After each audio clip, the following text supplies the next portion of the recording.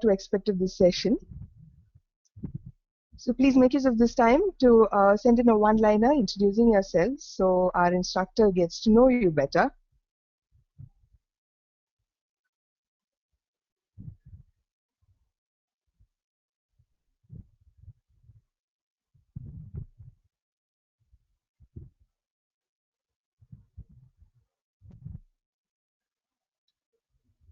So the first half of today's session will focus on what big data is and why it is relevant in today's world.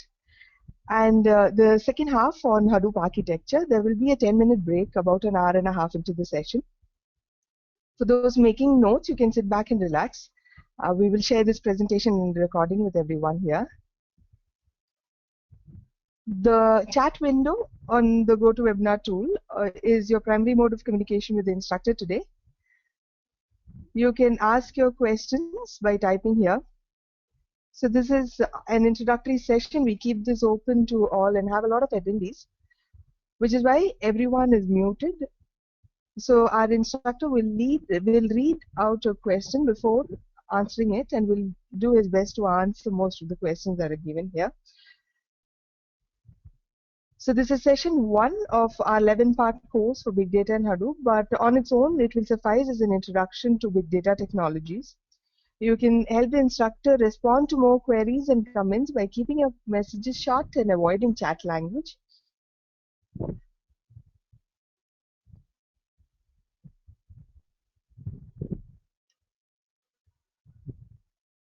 So before introducing you to Big Data and Hadoop, let me introduce you to Know Big Data. Our primary focus is online trainings relating to big data and data sciences. We are thrilled to provide you with instructors who are industry experts. You will soon see what I mean by an expert during this session. As part of the course, we provide access to Cloud Labs, which is a cluster that you can use to play around with whatever you learn during the classes. This feature is unique to Know Big Data and gives you a real feel of how things work at organizations that use big data. Course taker also given access to LMS, which is our learning management system, which will include all the class recordings, presentations, and assignments, and project work. So at the end of this course, you will get a real-life project to complete and will receive a social media compatible certificate. You will have 24/7 online support. You will also be part of our alumni group, which we refer to as Knows Big Data, which will keep you posted on new job opportunities and help you stay updated and connected. So let us move on to today's session. Our instructor today is Sandeep Giri. I will let him introduce himself and take it over from here. Please have a great session.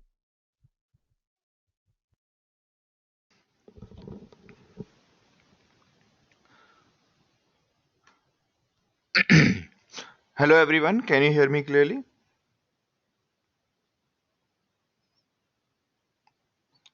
You can respond by using the questions window. Great, great. So you are able to hear me, great. All right. Now here we have, so let me just go through the candidates quickly. So we have Mohan from Sacramento. Great, great Mohan.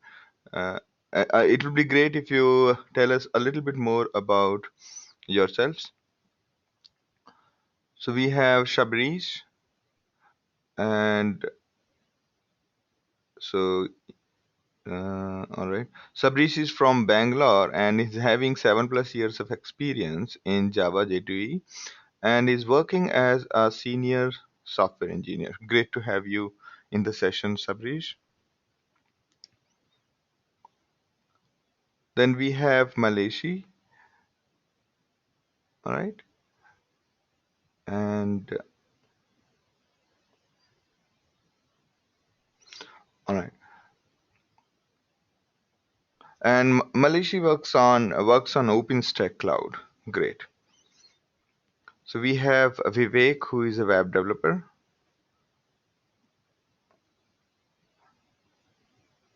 All right.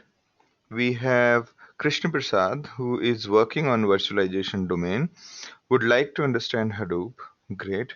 So this will be the starting point, and you will definitely be able to understand the basics of the whole ecosystem and why do we need these technologies today. All right. We have and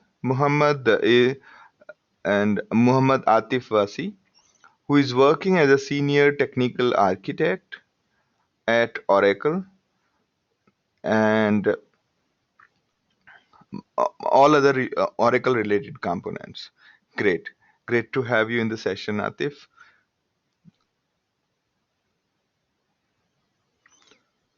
All right. And Mohan is working on SAP. All right. Great.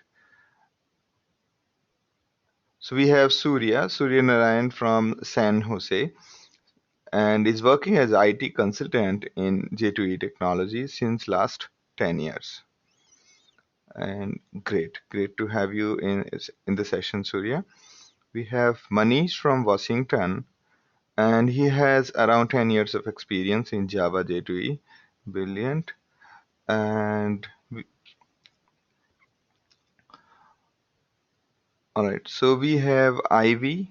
Ivy is a business analyst from East Bay. Great.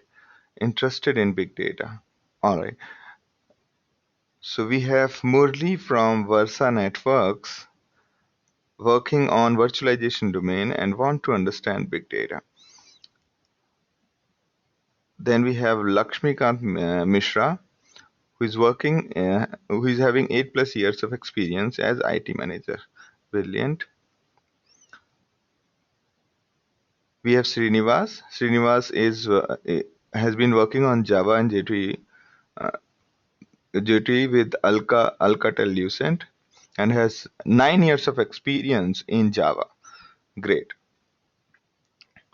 We have we have Prashant Prashant Hiramat, and he's having 10 years of experience in statistical modeling from big data from Bangalore.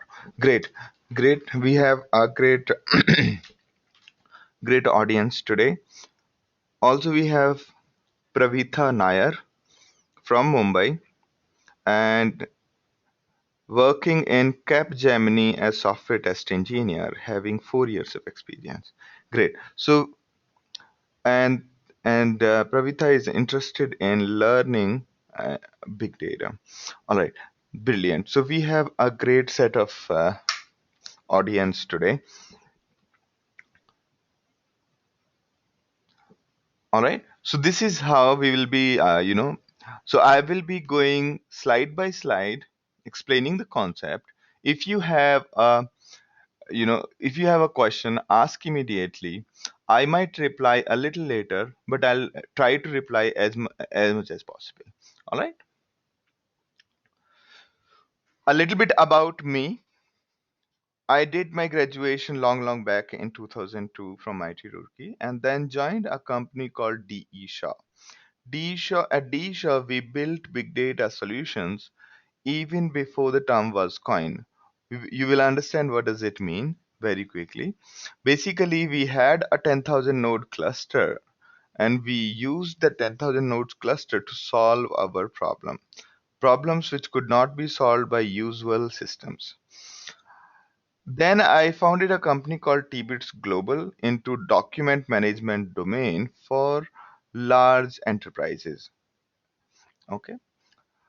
Then we had I joined InMobi for a brief period, and there I built a recommender that churns around 200 terabytes, and few more works related to large large scale computing. Then I joined a company called Amazon, probably you all are aware of. There, I built, the image optimization that runs on around 50, 60 nodes at a time on Amazon's cloud. And the product that we built was very similar in behavior as you see Apache Storm. All right. So That is about me. I in 2014 I founded No Big Data, realizing that there is a gap and there is not really good instructors available in this domain. All right. So that is the reason why I started No Big Data, realizing that people who are into education domain do not have real product building experience. All right. So these are the total 11 classes. Today we are going to focus on understanding basics of big data, and then we'll go into HDFS architecture. We will also understand what are the components that are included in Hadoop and what do these components do. All right. So all right. So we might take a little bit break in between for 10 minutes. All right. So let's start now. So let's start with you. What do you understand by big data? What is it? What is your definition of big data?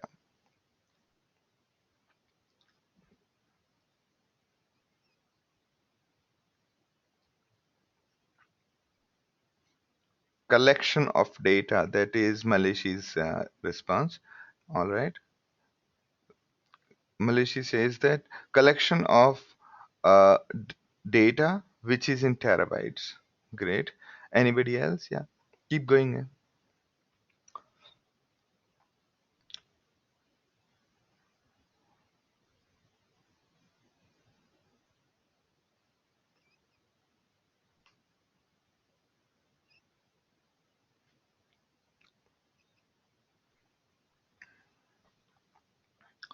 Fung says that it's unstructured data. All right. Srinivas says it's big volume and variety of format.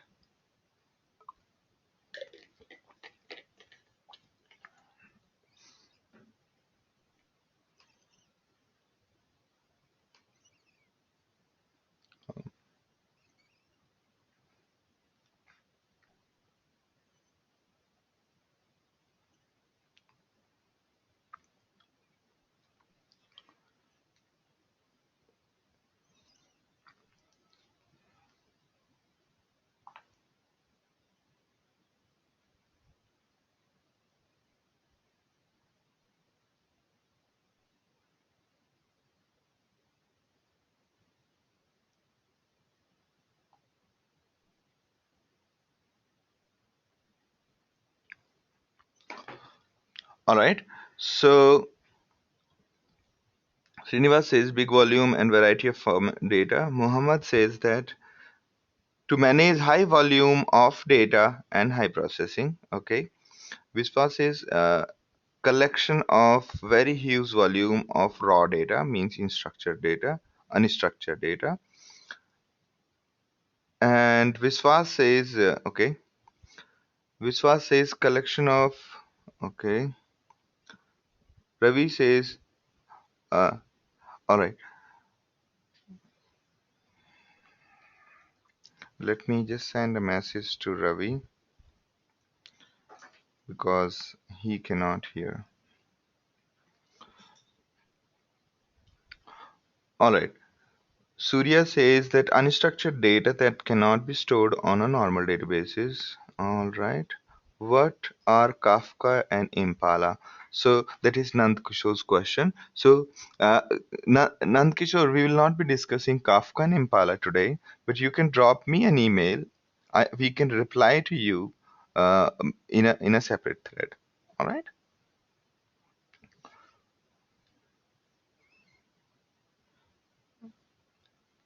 Sabrish says managing huge data is structured and unstructured, where the traditional RDBMS data cannot. Brilliant.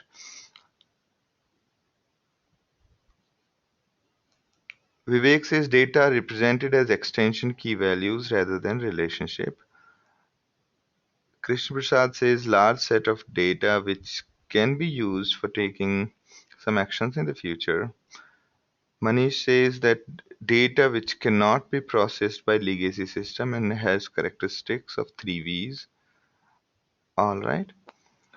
Prashant says data which is big and cannot be handled by traditional systems. Okay. Mohan says also could mean data, large amount of transactional data. Sabrish says managing huge structured and unstructured data with traditional RDBMS. Lakshmikant says big data simply means. All right, brilliant. So we have got a good set of answers. So to keep very clear, to keep our definition very clear, we will stick to this definition. All right. All of our work will be focused around this definition, specifically the third point. I'll describe to you one at a time.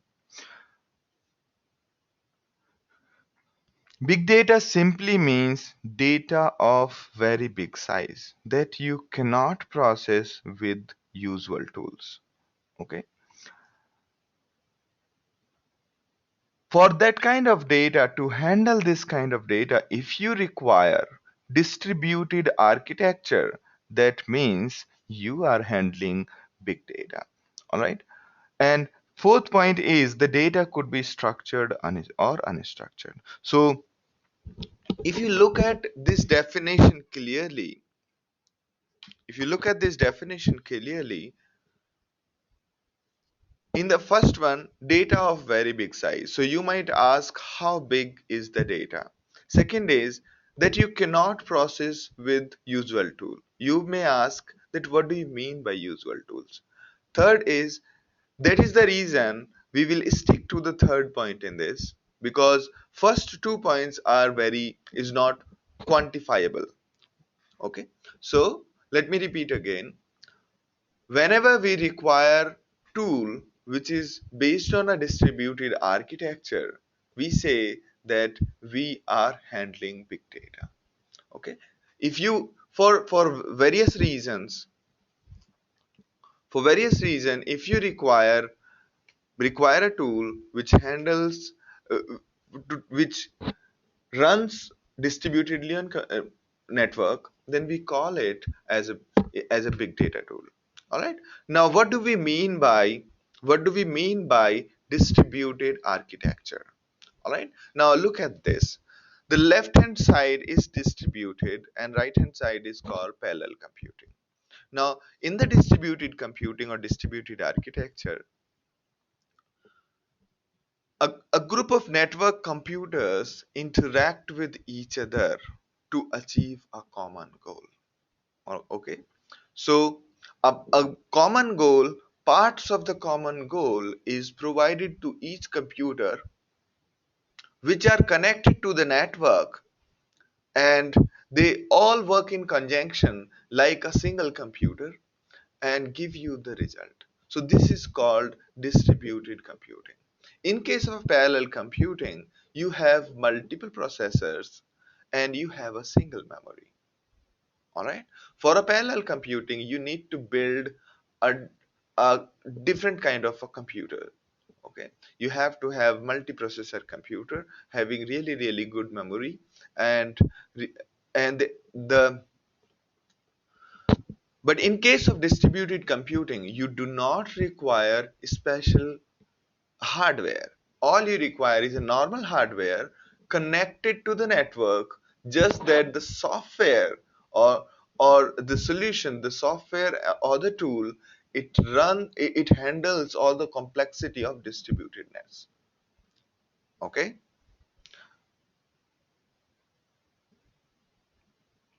So is the definition clear to you?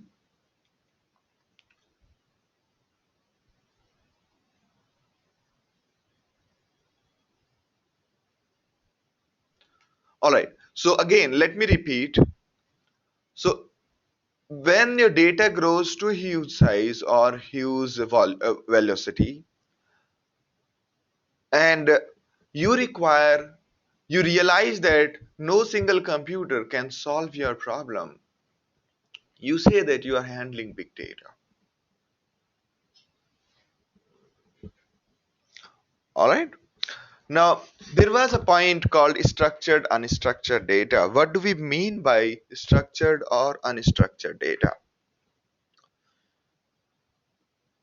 Structured data means that in our input data, we know what are the columns or what are the fields, and we also know that what are their data types.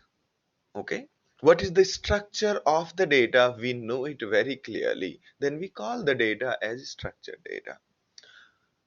So, for example, the data in your database is structured database data. All right. Now, then comes something called semi-structured data. Semi-structured data is we know only partial information about our input data. We have to guess, we have to analyze the input in order to convert it into structured data. All right. So semi-structured data in general, we know what are the fields in the input, but we don't know their exact data type. For example, a comma separated file. A comma separated file is something where the fields are separated by comma.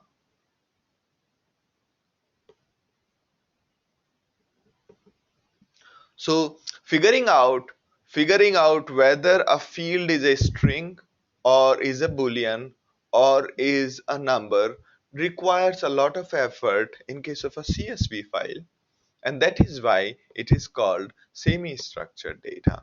Unstructured data is something we do not know, where we do not know what are the fields our data contains. Then we call the data as unstructured data. For example, a plain text file containing the logs of your Apache, of your server, whatever logs are dumped, they are generally dumped as a text file. Okay, so now coming back to the other definition, which generally accepted definition given by IBM about big data.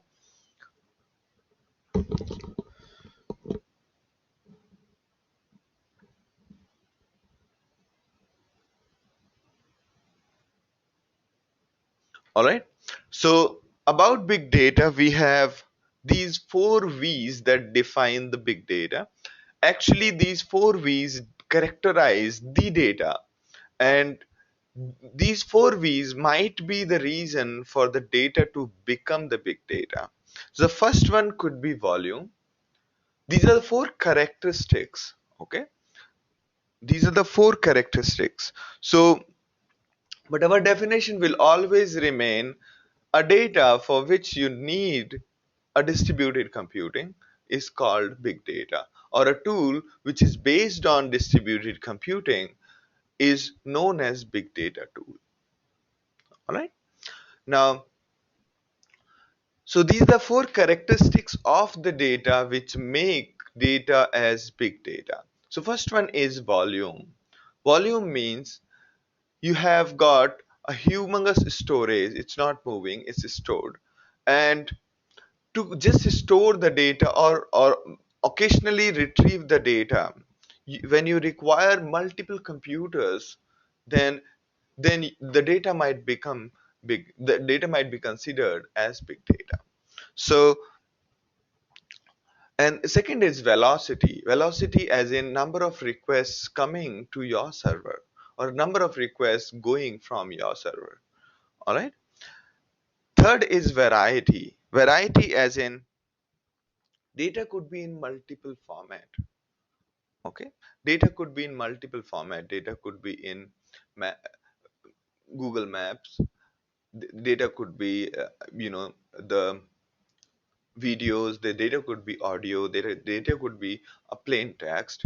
So by virtue of variety, also please note this. This is a very important point. So when we say variety anywhere, and when we say complexity of the problem comes from two things. First, the kind of data you have. Say you have maps or you have videos, plus the kind of computing you want to do on top of that data. For example, even if your data is simply three column data, but in case you want to represent it as you want to do a very complex processing on top of this data.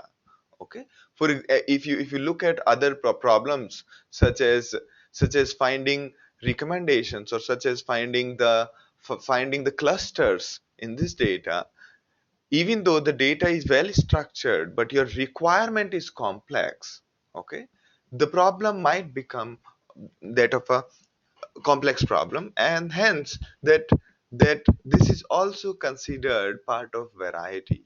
So variety includes the complexity of problem.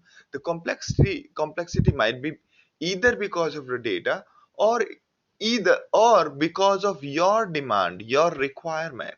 All right. Fourth is veracity. Veracity is a little confusing term.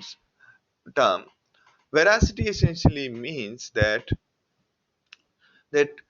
due to the confusion that whether you keep a data or don't keep a data, whether this data is the basis or this data is derived, because of these reasons, when you do not know whether to keep a data or don't keep a data, you might end up having volumes of data, and therefore veracity might become the reason for having big data. All right, let me reiterate, let me give you one example of each. So in case of a volume, you can think of all the data is stored in case of a Facebook. On Facebook, you have stored a lot of data already. That is considered as volume. And just to store that data, you might require a distributed computing, and hence that kind of data is a big data. Now, every second, millions of people are refreshing their news feed in case of Facebook. Every few seconds, your mobile sends a request to Facebook asking for the news updates. And imagine that millions of people are doing it, and that is the reason why the velocity matters a lot. So this so if you take the example, continue with the example. In case of Facebook, the news feed requests are creating a lot of velocity. Then variety. In case of Facebook itself, the graph of the people creates a complex data set. Okay, to figure out how to recommend the users to you, how to recommend friends to you, it requires a little bit of a complex processing. Okay. Also in variety, you can think of that we have to say they are doing a face recognition in the videos and the photos. So that makes up for the variety. So that's a complex problem in itself. Then veracity, lot of comments, lot of things keep on coming again and again. Say you click twice, you click on to after writing a comment, you click the submit button twice, so that generates a lot of duplicate data, and they need to figure out which one to discard and which one to keep. All right. So so that is variety, as well as veracity. Now we have Srinivas's question. Let me answer the question. Is any benchmark criteria it is needed to be handled by big data tool? So the benchmark, the general thumb rule remains that any tool which claims to be big data tool has to be distributed in nature, meaning it should run parallelly on multitude of computers at the same time. Okay, if there is a tool which can only run at one computer at a time, okay, which can only work on one computer at a time, we cannot classify it as a big data tool, no matter what. All right. Or you can say that that's a definition we will stick to from beginning till the end. All right, that's a definition. I'm keeping it very very clear. Okay, although in this time everybody is trying to say that they are doing big data tools while they are still haggling with the single node systems. Okay, so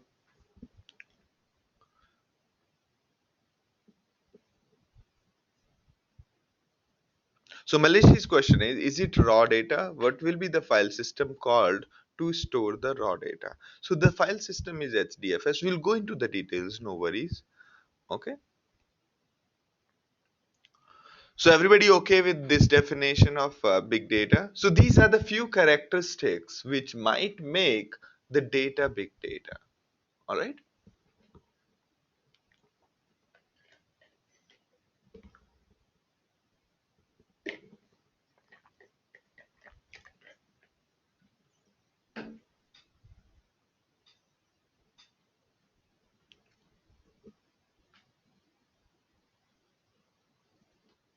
Okay. So Manish's question is very good. Thank you.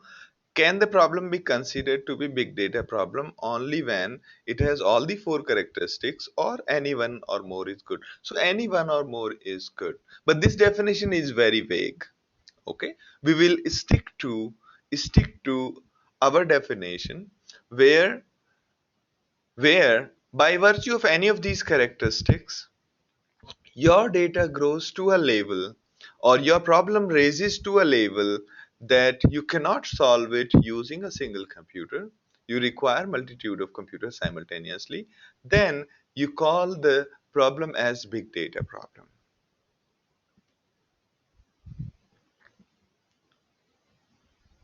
Nandkusu's question is how the audio and video data is read. So, uh, I mean, we, I think it's a little bit of out of scope from this session, but we can definitely discuss. Probably when we discuss HDFS in the second half, then you will get to know how exactly this humongous data is read and written. Okay.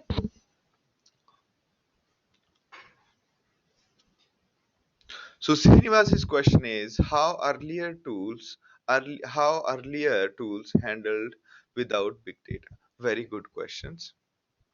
Very good question. So his point is that uh, based on our definition, it is just these kind of compute nodes. How did we handle earlier? Okay. So generally we did not have to earlier a lot of companies did not have to handle that kind of huge data that you cannot handle using a single node. Okay, there were only these few companies who were like Disha, where I worked in 2002. We realized long back that our single computer, even we had supercomputers, but none of them could solve our humongous data problem. So in those cases we generally built our own custom made solutions, which used to run parallelly on multitude of nodes. Okay, these were homegrown, proprietary, and nobody was ever told about these tools in public.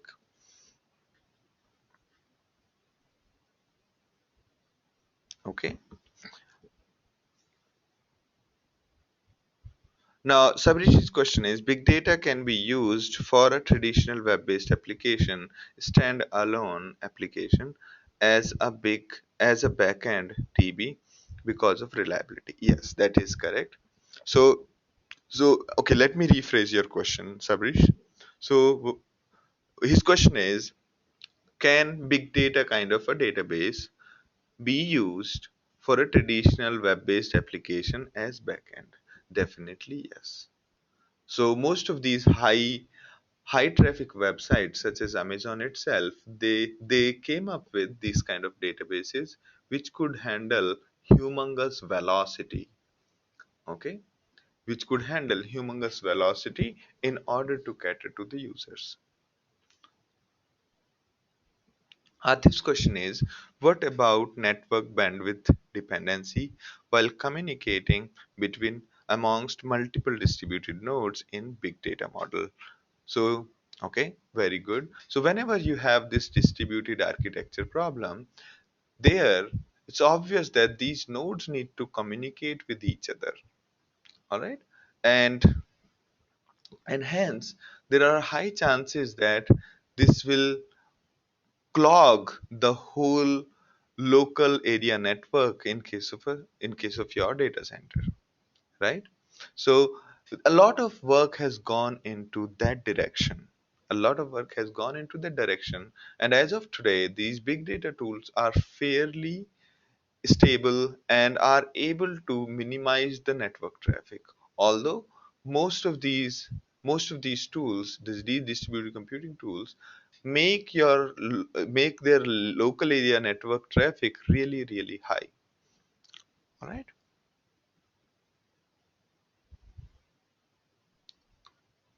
So make sense to you, Atif? Did I make a point?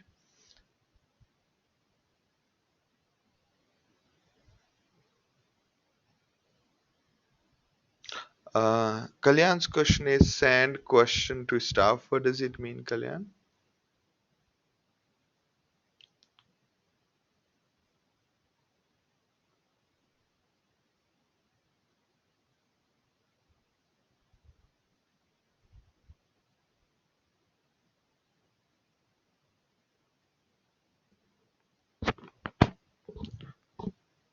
All right.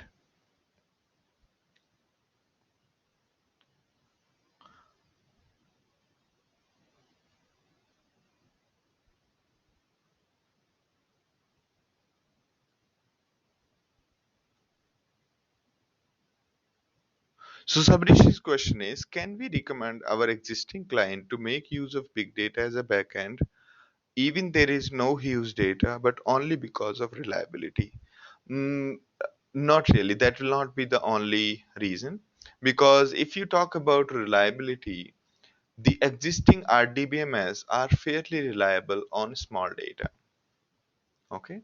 Therefore, when we talk about reliability, you will understand it when we go into more details that how is reliability inversely proportional to volume and velocity. All right. Okay. Reliability here I'm talking about in terms of consistency in the data. Okay. So as we go ahead, you will understand what does it mean. All right. No worries. Kalyan's question is, what is the difference between existing distributed network and big data? So, so existing distributed network, they are all now considered part of the big data tools. All right. When we say distributed network, I meant to say the software that runs on the distributed network. All right. All right. So now next question from me to you is, how many bytes are there in a petabyte? Anyone? Quickly, first answer, and I'll start. Okay. All right. So Sabri says 1024 terabyte. Good. Good. All right. So you can see that, yes. So in terms of zeros, it has got 15 zeros. Okay. By the way, did I say terabyte or petabyte? Yeah. So a petabyte essentially has 15 zeros, and the way you remember it is this kind of a table. All right. So a kilobyte has 1024 bytes, a megabyte has 1024 kilobytes, and so on. It's a multiple of 1000, 1024. Okay, 1024's multiple is how we uh, do in case of the size of the data. All right. So when the data keeps on growing every day, we need bigger numbers to basically characterize the data. All right. A single byte here we are talking about is 8 bits, and each bit can store one state, and when you multiply it, so 8-bit can actually store 256 states. Okay, so now we know that what is big data, and now we know that what is petabyte. Okay, so my question to all of you is, do you think 1 petabyte is big data? Let me rephrase. If you had to store 1 petabyte data and you have to do a minimal amount of computation, say every day you have to just go through the data and count number of lines in the data. Okay, that's all you need to count, how many lines are there in the data. So you are doing the minimal computing.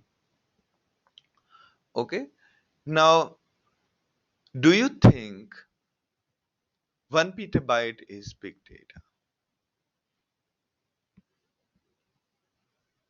Anyone?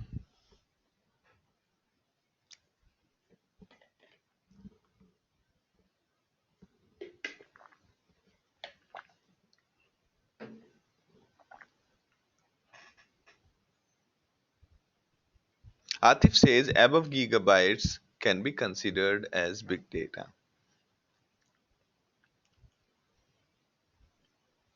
So Srinivas's question is depends on use case, brilliant. So the use case I'm talking about here is very rudimentary. All I'm saying is suppose every day all you need to do is just go through 1 petabyte data, count number of lines in this data. That's all. Do you think this kind of problem can be classified as big data problem?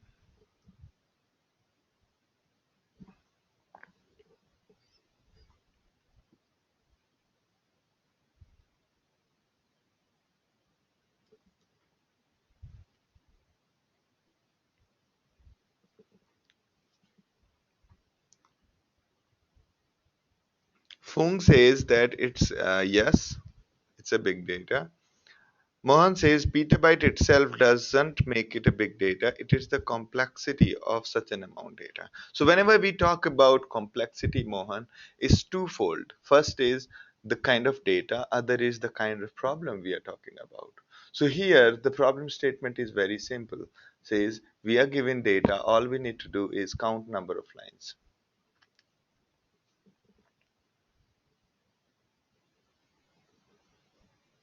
Surya says no, because not much processing or traffic in distributed system.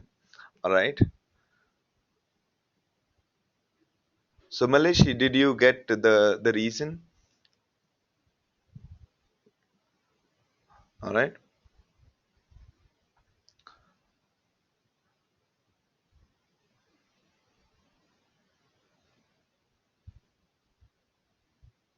Okay. So the all right. Srinivas says it's not big data in the case in our use case.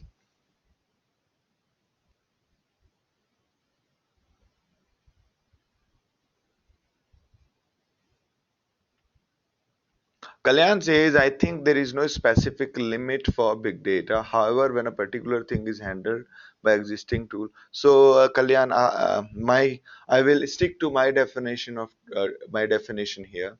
The definition is when your data is you cannot handle your data or your problem on one computer and you require multitude of computers simultaneously, you call it a big data. So that's the definition we are going to stick to. And there's a definition and there's a reason behind each and every tool which is part of this course and carefully picked up. Okay? So we will stick to the definition.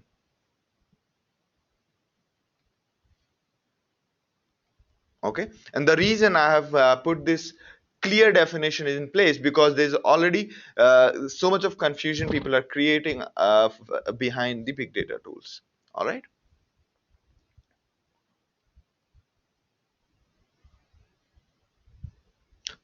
Pravita says it depends on how many computers the data is required to collect from. So its data is it's up to you. How do you handle this? We have 1 petabyte data, and how do you want to store it? And the only requirement we have is count number of lines. Srinivas says it's not required by distributed computing. Okay, we'll discuss that part. All right. So Vishal, you cannot see the questions. I'll have to repeat it. For some reason, these guys don't display the questions to everyone.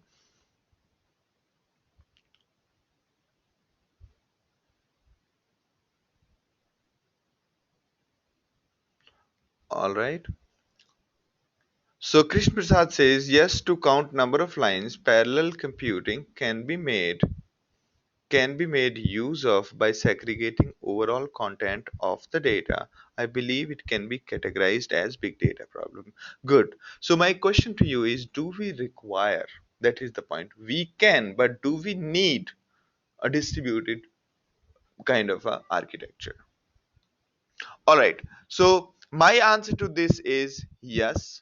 Most of the existing system cannot handle it. Reason being, when you have petabyte of data, can you imagine how much time does it take to read a petabyte data? It takes around 3 to 5 hours to just read 1 terabyte data. So it takes around 3,000 to 5,000 hours to read 1 petabyte data from a disk. Okay, unless and until you have multitude of computers working, you cannot do it in a reasonable amount of time. And we said daily we want to count these lines. You cannot count these lines daily if you have a single computer. Make sense to you? You need to have multitude of computers, because on a single computer it is going to take around 3,000 hours.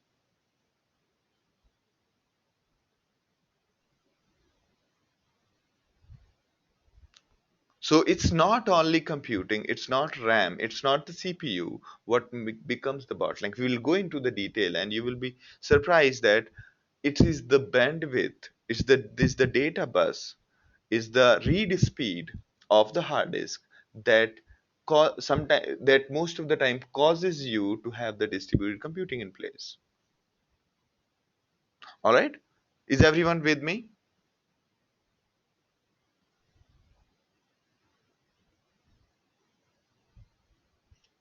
Srinivas?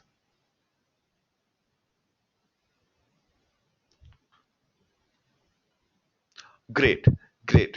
So,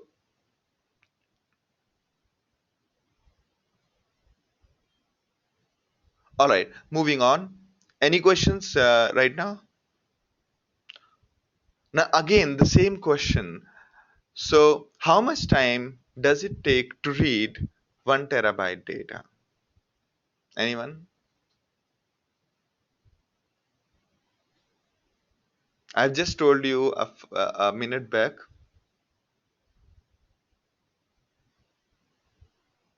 Yes, Fung says depends. Depends on what parameters.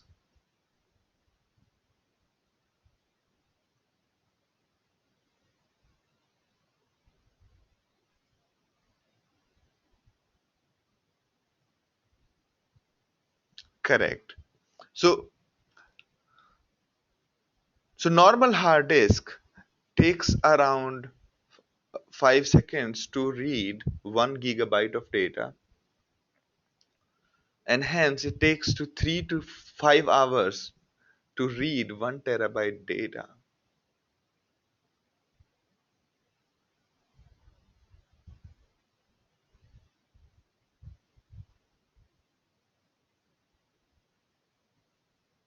Kalyan says that you mean to say that it can be handled by existing tool. So when I said existing tool, so neither 1 petabyte data can be stored on one computer or one hard disk. There is no single hard disk that can store it, or you require close to around how many hard disk? Around minimum of minimum of say 200 hard disks if you have a 5 terabyte hard disk each. And to connect those 200 hard disks to a single node is actually a difficult challenge. Even if you connected those 200 hard disks to a single computer, the data read speed will be horribly slow.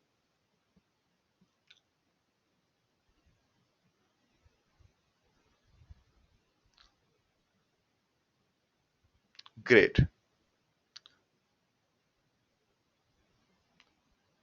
So Malaysia's point is it depends on the disk IO. So disk IO, we are talking about normal disk IOs. The fastest hard drive can read in 3 hours, while the slowest can read in 5 to 6 hours. Okay, 1 terabyte data.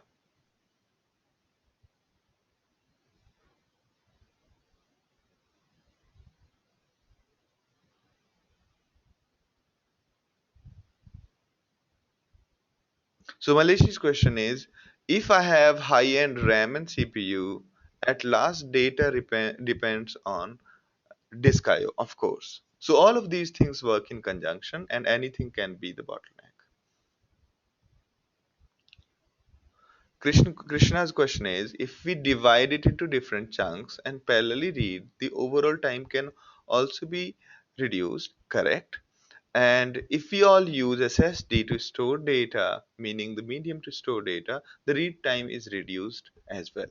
Very correct. So SSD makes it around 10x faster, maybe 15x faster, 15 times faster, but still it's difficult to handle 1 petabyte of data on a single node.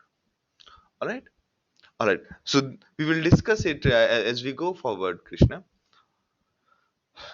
All right. So why big data? Why we are talking about it suddenly, or why everybody is trying to work on it?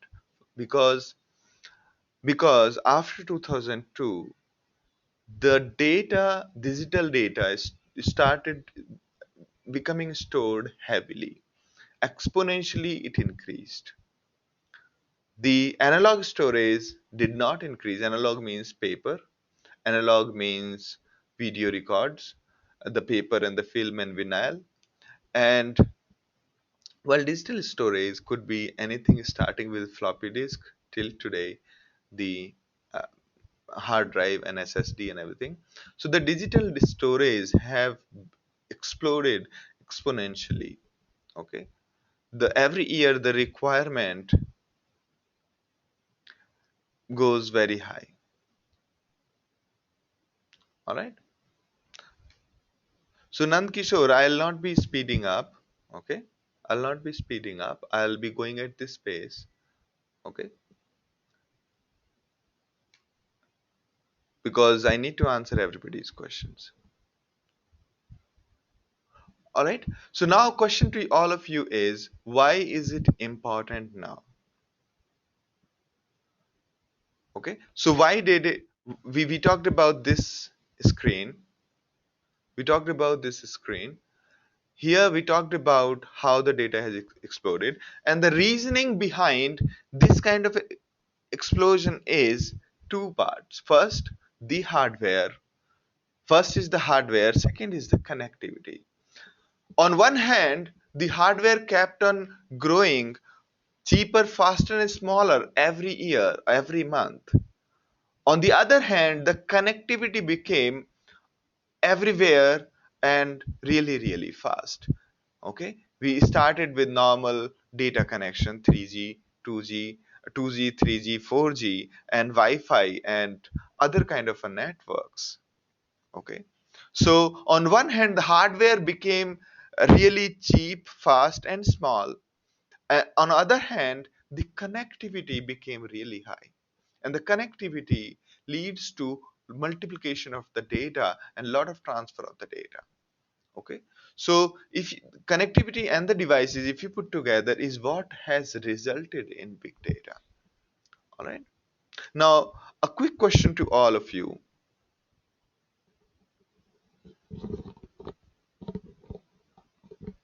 Quick question to all of you. Okay. So a lot of noise is coming from my side, Srinivas.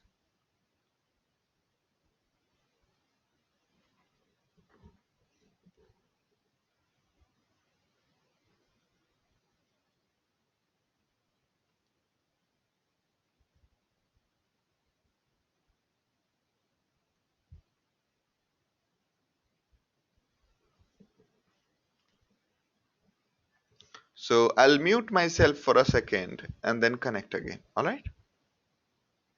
Till then, you answer this question which you see here.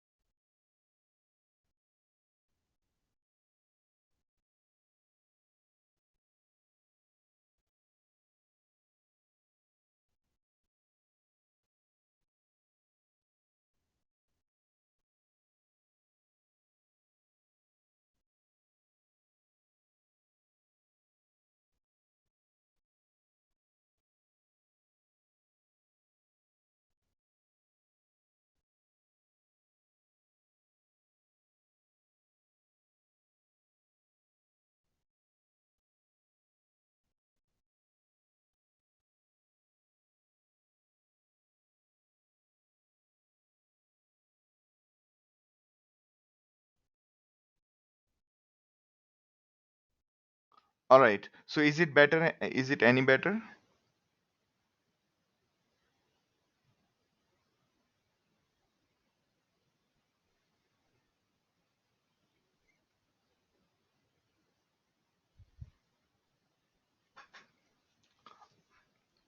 All right. So all of you have answered G, which is all of the above. Good. Okay.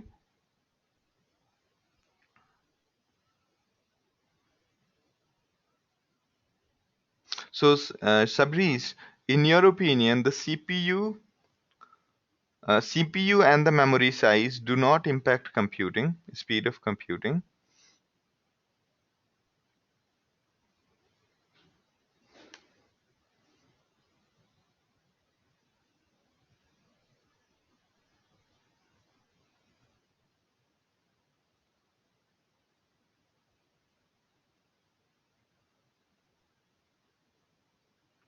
All right. So, and Kalyan says that all of above, but A and F play a major role. Okay.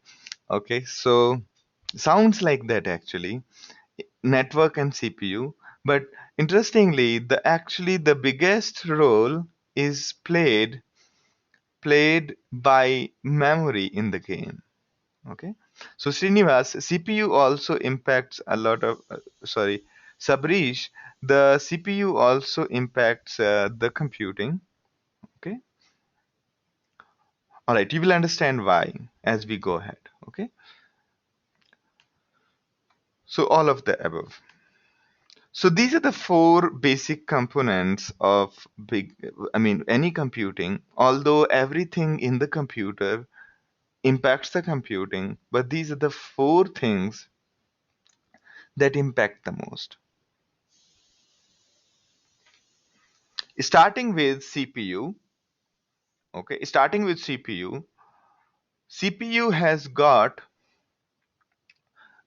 basically CPU is something which takes the instruction and executes it, does the job, okay?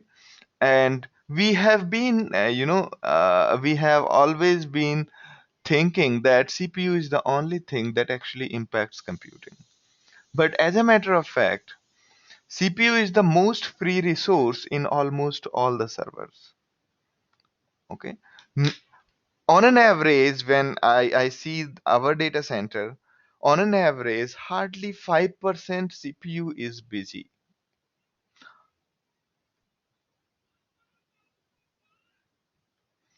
Okay. And in case your CPU is 100% busy or above 90% busy, that means there is something wrong with the system. Okay. So CPU is the most free resource, although it's the main pillar of the computing. Second is the RAM, and RAM is characterized by the speed at which you can read from the RAM and size at which how much data can you store in the RAM. So here, when I say RAM, it you can think about L1 cache, L2 cache, and all of that memory in the GPU. So all of that is what I'm characterizing here as RAM. And when I say CPU, CPU also means GPU, what you had seen in the graphics cards. Okay. Third one is the disk size and disk speed. Okay, the rate at which you can store the data. So most of these RAMs, the problem with the RAMs is their their size is a limitation. You don't have a terabyte of RAM. Okay, and the systems I've used, I have not used a system which has more than 120 GB RAM. All right.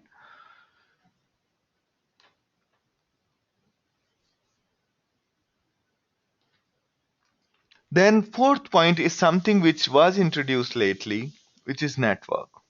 So sometimes, and most of this time, when your data keeps on growing bigger, you cannot store in disk, and therefore you need to put it on the network. And that's when the network speed starts to matter. And all of these limitations, sometimes these limitations become so huge that you cannot go beyond a point. No matter how much money you have, or no matter how much hardware you have, you cannot come overcome that limitation. For example, the limitation of the RAM, you cannot generally overcome that. Okay, the only solution mostly remains to have a distributed architecture. All right. So at least one of these components become the bottleneck, and we we say that our problem need to be broken down into a distributed computing problem.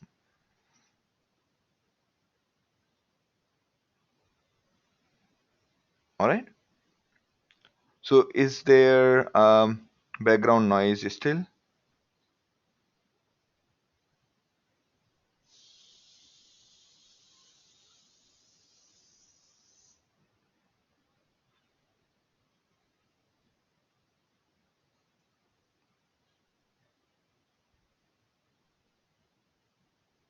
Yeah, do you hear the background noise still?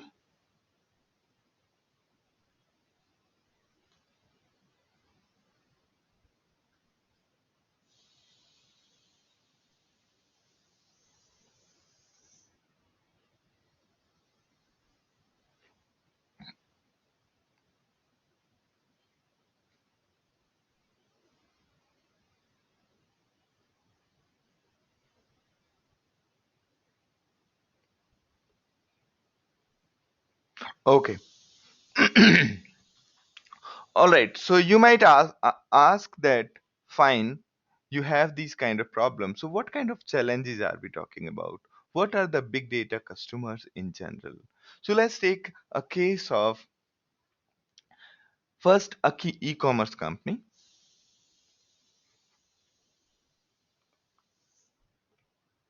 In e-commerce company, you have recommendation engines, you have search quality.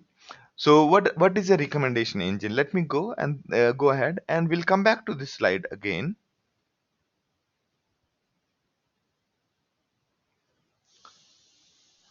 All right. So in case of a recommendation, what does it mean by recommendation? We are giving suggestions to our users that you may also like this kind of thing.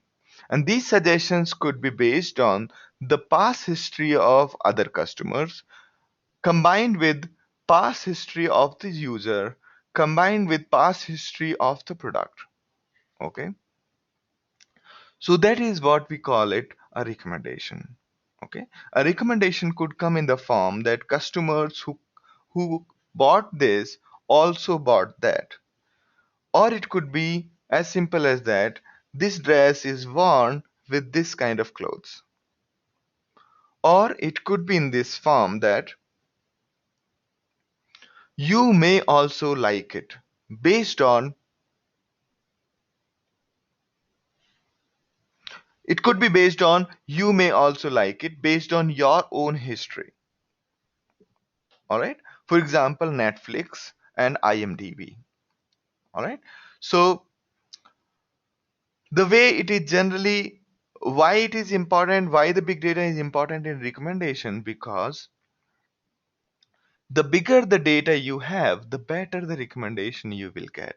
If you have humongous data, if you have uh, millions of record, there are high chances you will be able to get better recommendations. And in general, the way the recommendation works is we understand the end user's behavior, and we have already categorized our existing users behavior, and then we put this end user in one of the buckets and give the recommendation. All right, say for example, me and you are having very common set of movies. Me and you like a lot of movies. That means we can recommend to each other our the movies which we have not watched, right? So that is how the recommendation work. Similarly, most of the recommendation problems work that way. All right. Most of the recommendation algorithms work exactly that same way, figuring out users who are similar to each other and then cross-selling it, giving recommendations, giving the movies, recommending movies of one user to another user. Okay, that's how most of these recommendation engines work. Now, two things. First, the bigger the data, better will be recommendations. Second, if you have bigger data, this kind of problem is actually quite intensive to solve. Grouping the users is quite intensive to solve. You have to go through, you have to basically uh, pick a user, check it against every user, and so on. Therefore, the problem demands a lot of hard work. All right. And if it's huge data,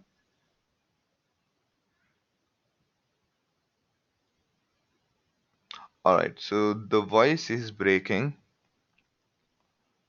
Just give me a second. If it is a network problem or it is some other problem.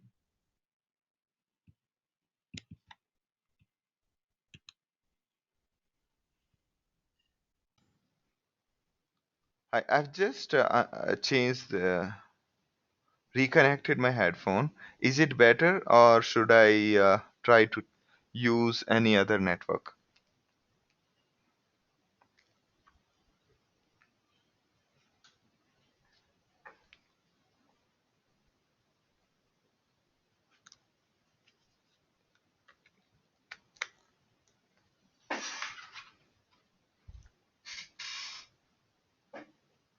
All right. So can you hear me now?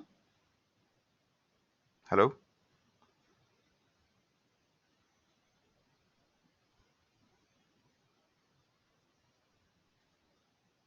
Or nobody is able to hear me?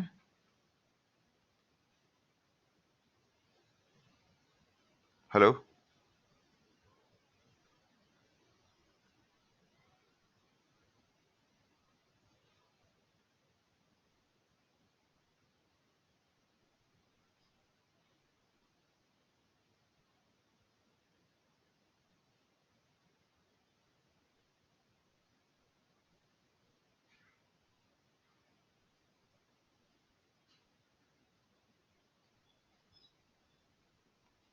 Hello?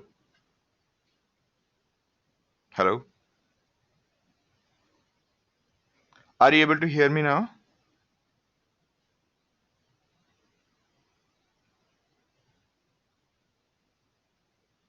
Hello?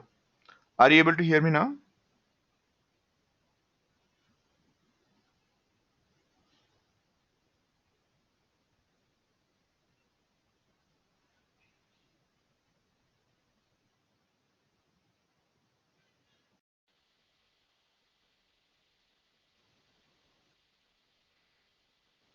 All right. All right. Are you able to hear me now?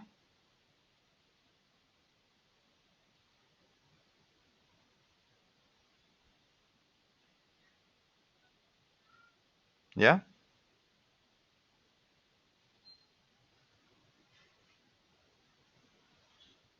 Ouch. The network seems to be really, really bad. Okay. Okay, so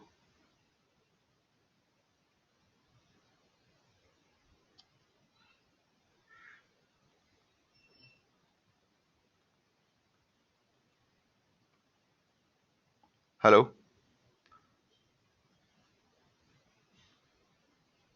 Is my voice audible? No?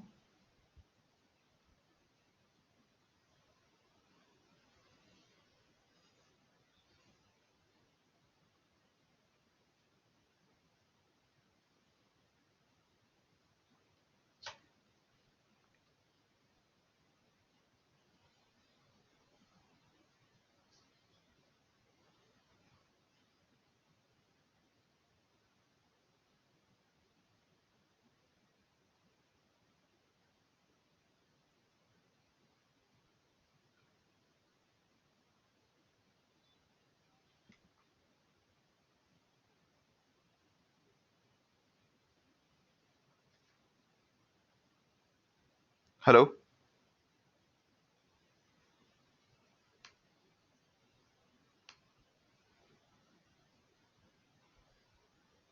Hello?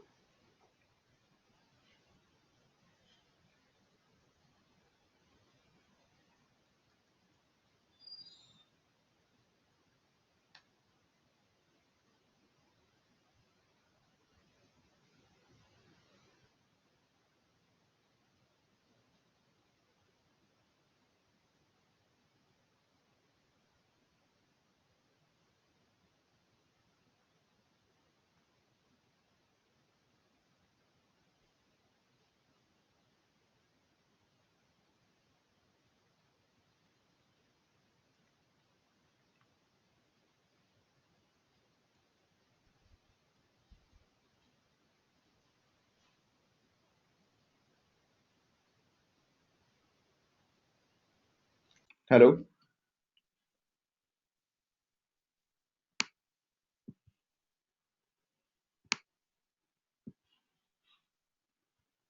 I can't hear anything.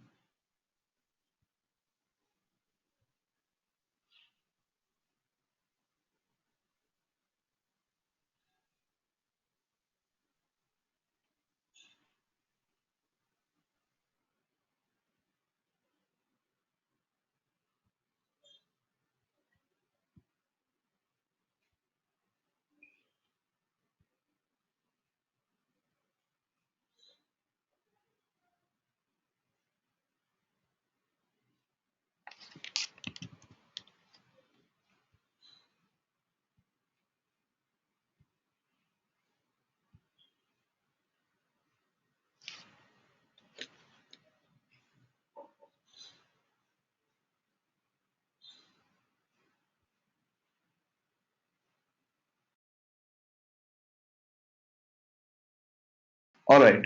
All right. I hope that now it should be better.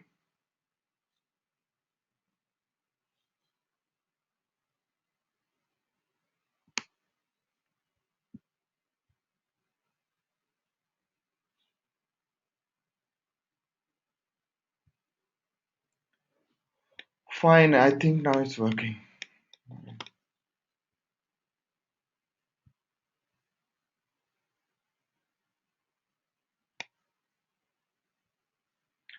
All right. So,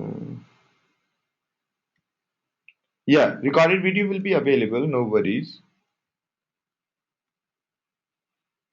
Okay.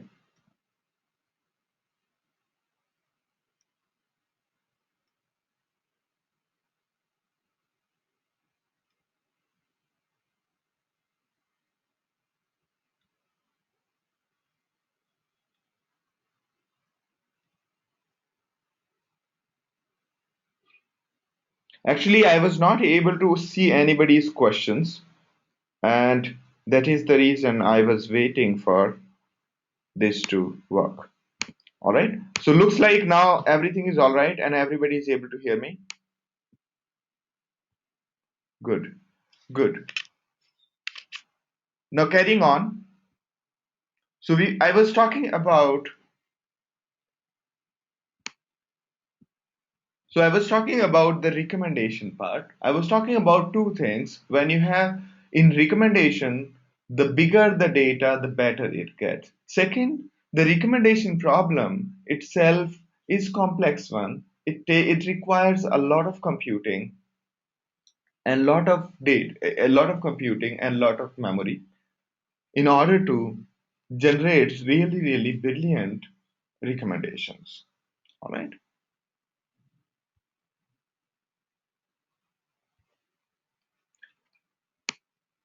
All right. So the way the recommendations have traditionally been generated in case of big data is you have this data in form of three columns: user ID, movie ID, and ratings. This is the most simple form of recommendations. You give it to Mahat, and Mahat will generate the recommendations.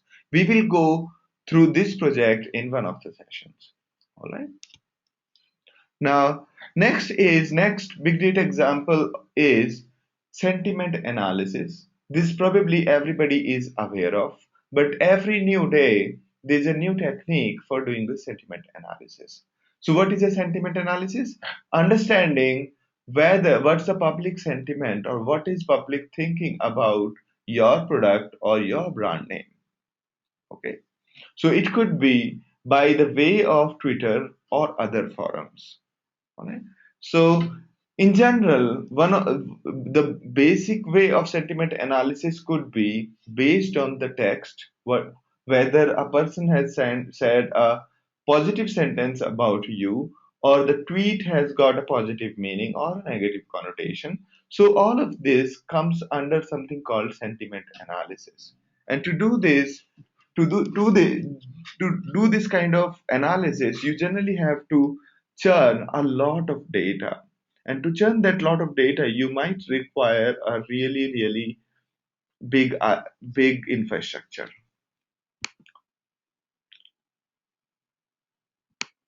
All right. Now, other than recommendation engines or other than the sentiment analysis, there's something called when you are building even a local search engine where you have few hundred GBs of data.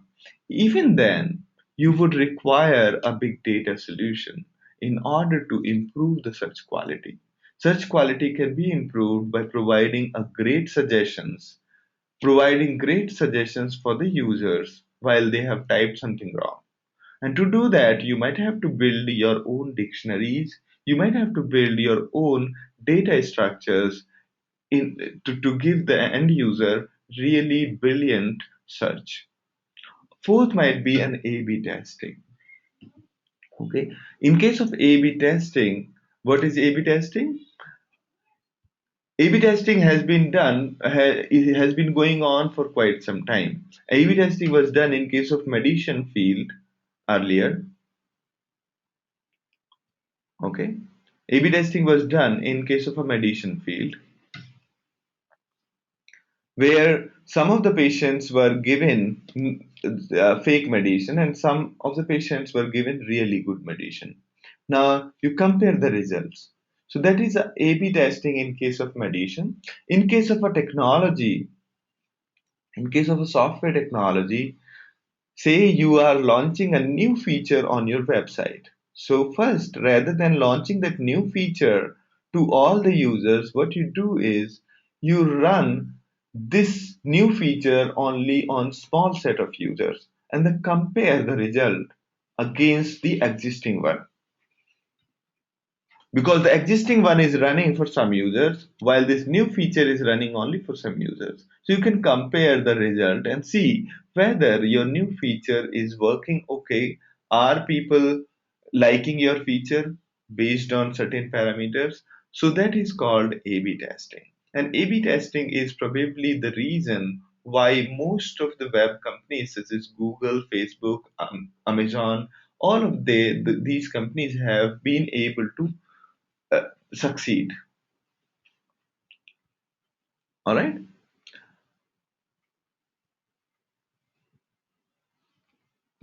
Now we have a telecommunications company which can basically stop the customer churn prevention using a lot of big data. Say, imagine that in case you are switching from one network to another. Say you are leaving Vodafone and moving to uh, uh, Airtel, or in US you are moving from one service provider to another one.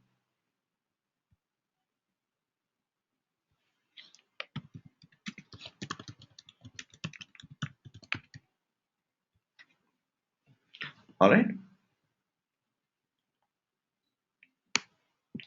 And all right, so Manish is saying how big data can help A/B testing. Can you please elaborate?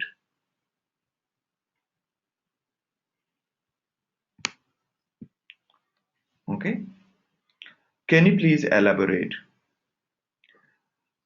Now, in case of A/B testing, if you have got so many users, so what will you do is for some of the users you have to route to newer feature. Some of the users you will route to the old feature. Okay, so this way.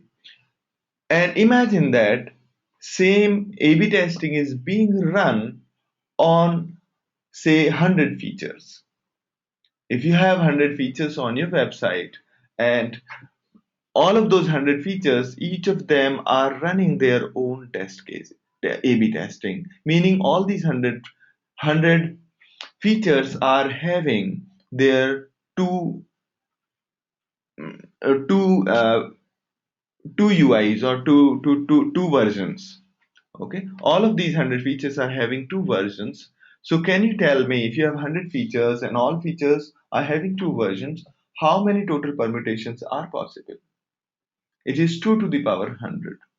All right, to handle that kind of a permutation, to handle that kind of a traffic, and handle that kind of a randomization, you require really brilliant distributed tools. Okay, also most of this A/B testing is sensible only if you have lot of users. If you have only 100 to 200 users on your website, A/B testing would not give you a sensible results over over a small period of time. All right, therefore, okay, therefore, it is important to understand that A/B testing itself becomes a fairly complex process. Manish, does it make sense to you now?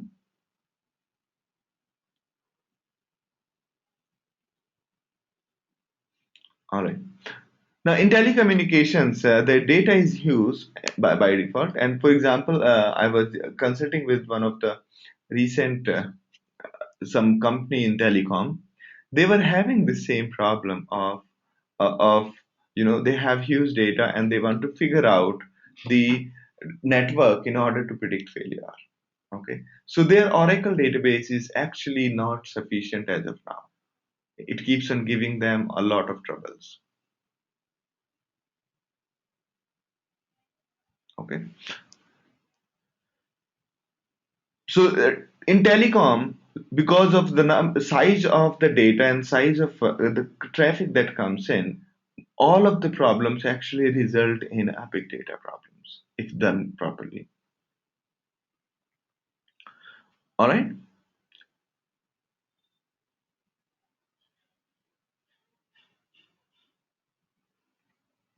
So Kalyan's question is, existing tools also handle these. Big data handles these effectively when volume goes high. Yeah, that's partially correct, Kalyan.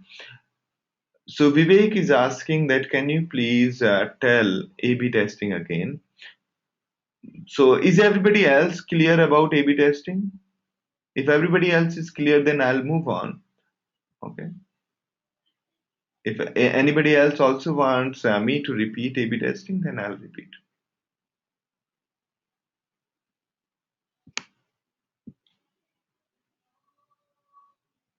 Looks like everybody else is okay with A/B testing. Yeah. Okay, so Vivek is asking to explain A/B testing. Anybody else wants A/B testing to be repeated?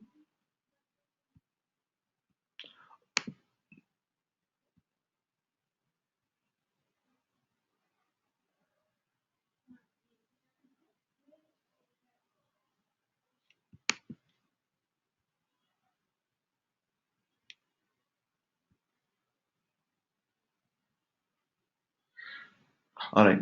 So Vivek, either you can drop me an email. I'll describe to you elsewhere, or you can go through the video later. All right.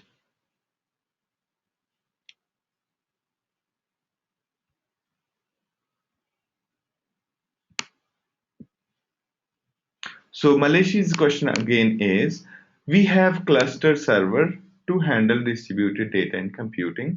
Why big data? So big data is more to do with the software and this software stack. All right.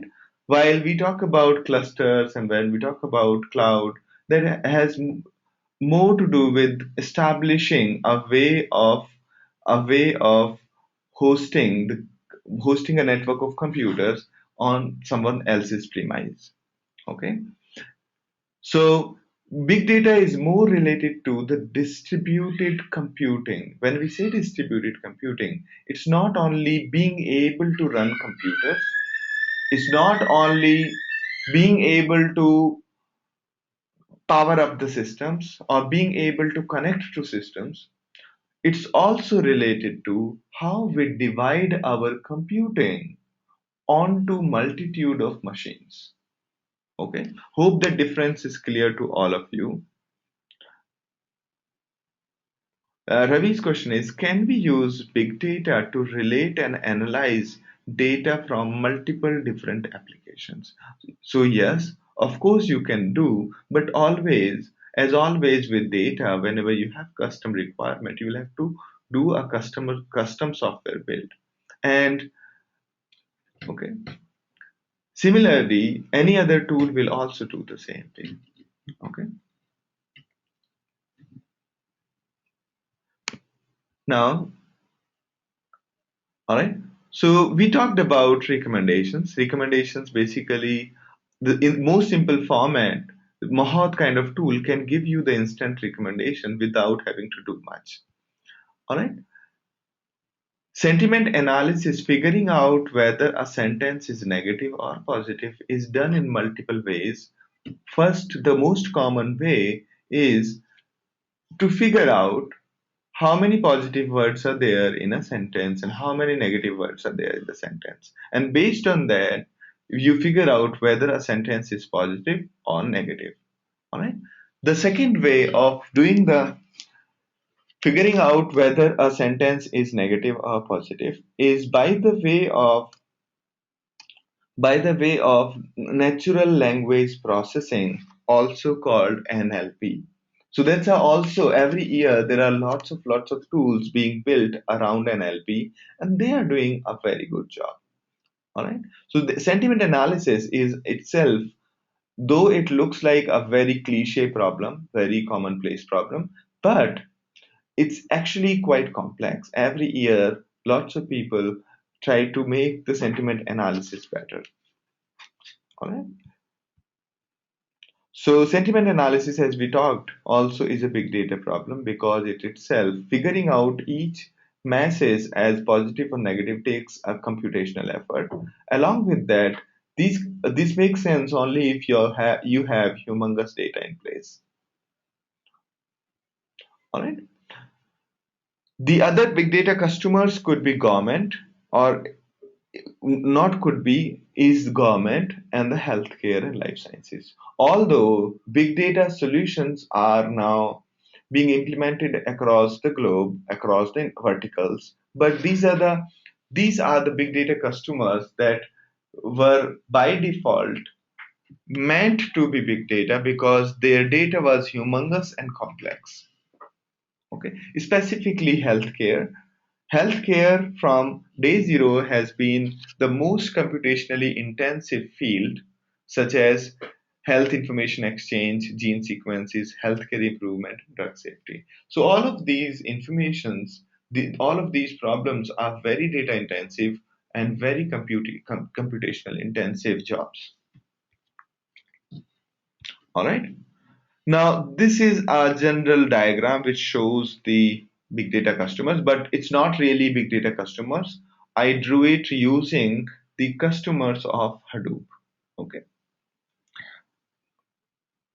it's just a fancy college. So yes, Kalyan's question is, what about financial institutions? Yes, financial institutions are big data customers, and these financial institutions are basically day by day adopting.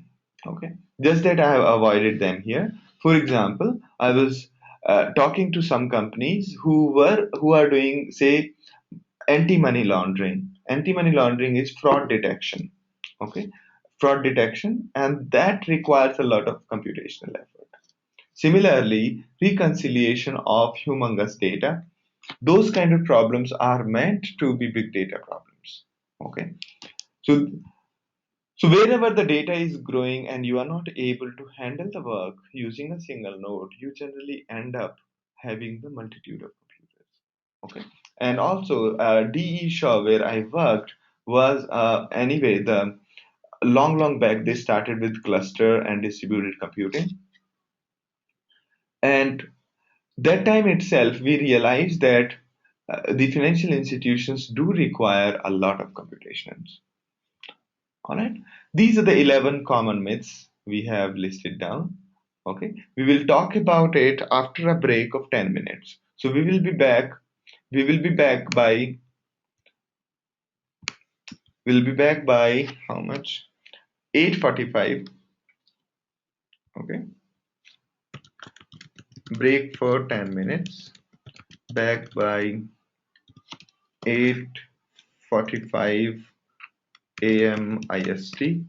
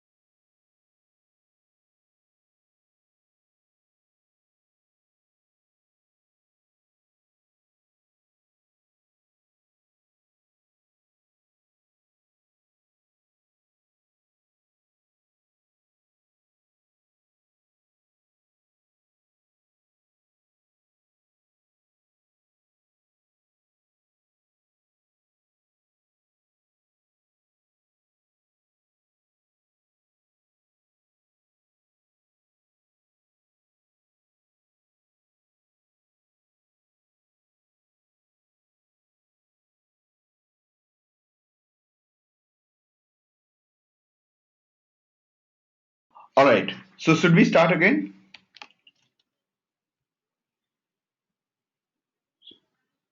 Can we resume the session? Is everybody in?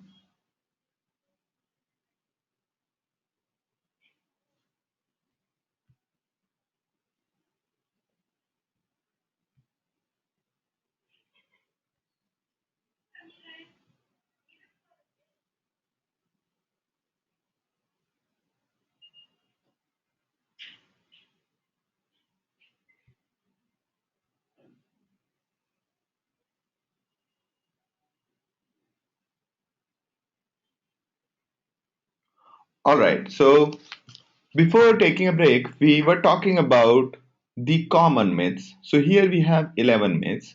So one of the common myth in case of big data is it always means data above or in the range of terabyte. So as we discussed, it's not only the volume that matters. There are other criteria also.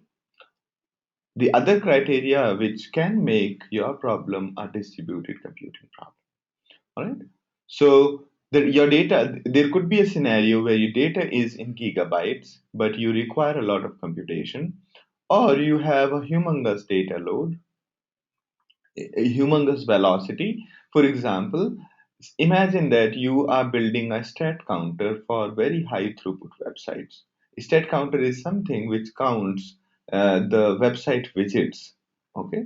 So even though at the end of the day, stat counter only records the total number of visits, which is a big number, is not much of a volume, but there are so many requests it has to handle simultaneously that it requires at the end of the day a humongous data platform.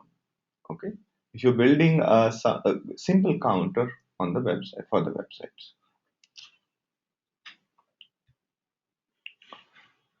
All right. So it's not about the volume only.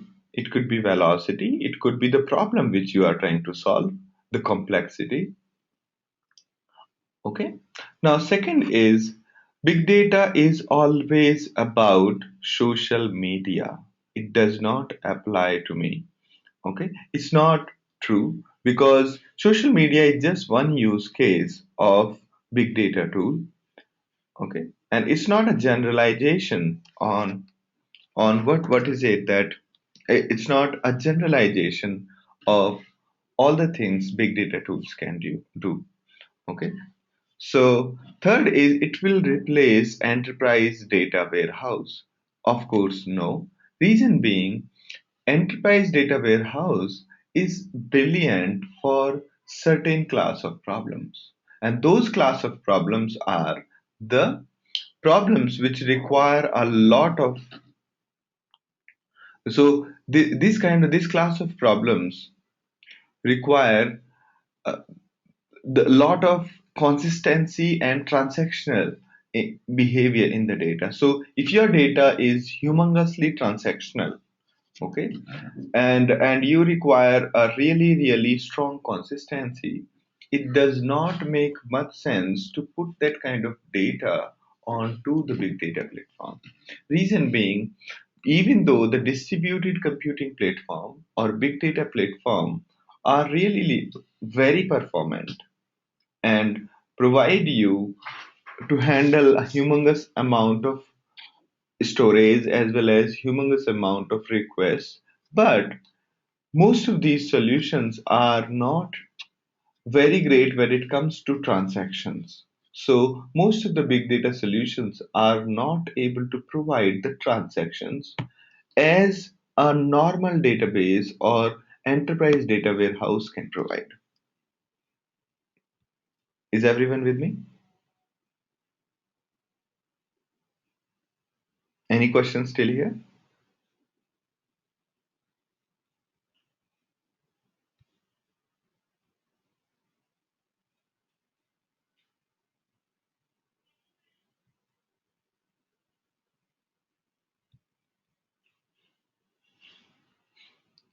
No questions?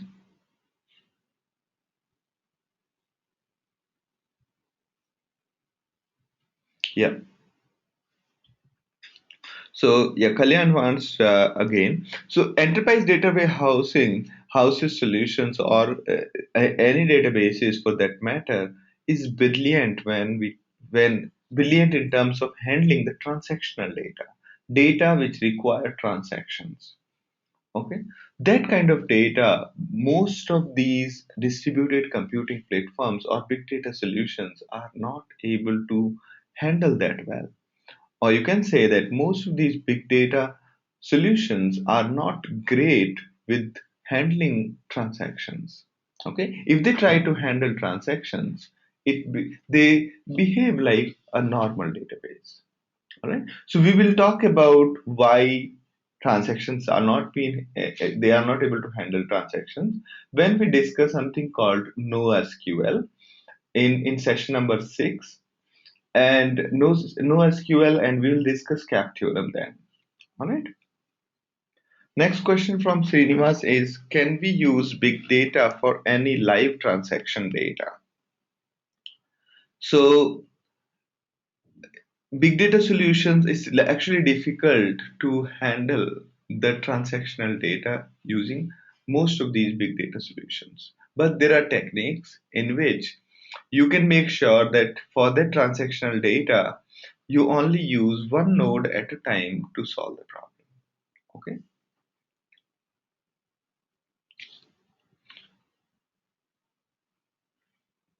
Sabrishi's question is that what does a transaction means? So transaction means that when you a transaction means that you are adding 50 records. Either all 50 records should be added or nothing gets added. Okay, so we call it a single transaction. So if you had read about acid properties of a transaction, then you would understand what exactly the transaction means. Okay, so okay, all right. Next is, does milestoning on transactions suit big data? Single or bitemporal? That is Vivek's question. Does milestoning on transaction data suits big data? What does it mean by milestoning in your words?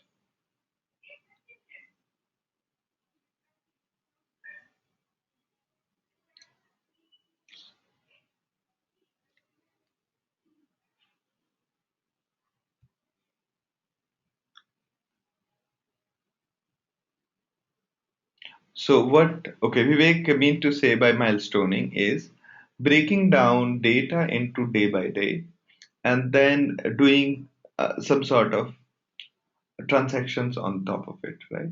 So, so if you have that kind of data, which is only a single day or you're breaking on day by day, and whenever you are dealing with such a requirement, you only have one singular day's data, okay? And you don't require, generally, most of these solutions in big data, you don't need to break down the data per day, but it's all up to you. How do you want to handle that? All right. It's absolutely up to you.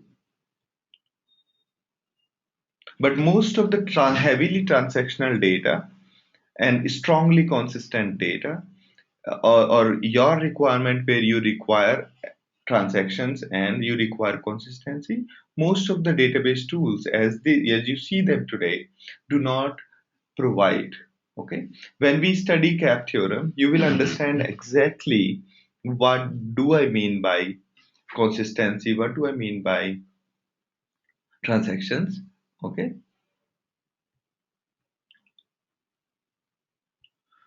can you elaborate, solve? Okay, Manishi's question is, can you elaborate, solve the transactional problem with one node using big data? So, okay, uh, so can we elaborate? solve transaction problem using one data. So I mean, I think it will better that we discuss it as part of CAP theorem. The idea is that when you want a strong consistency, or when you want a lot of strong transactions, so such kind of things cannot be distributed. Okay, such kind of things cannot be distributed across the cluster. If you try to distribute them, then you cannot provide transactions, and effectively the you end up using only one computer at a time. Okay, I hope I make sense, Manish.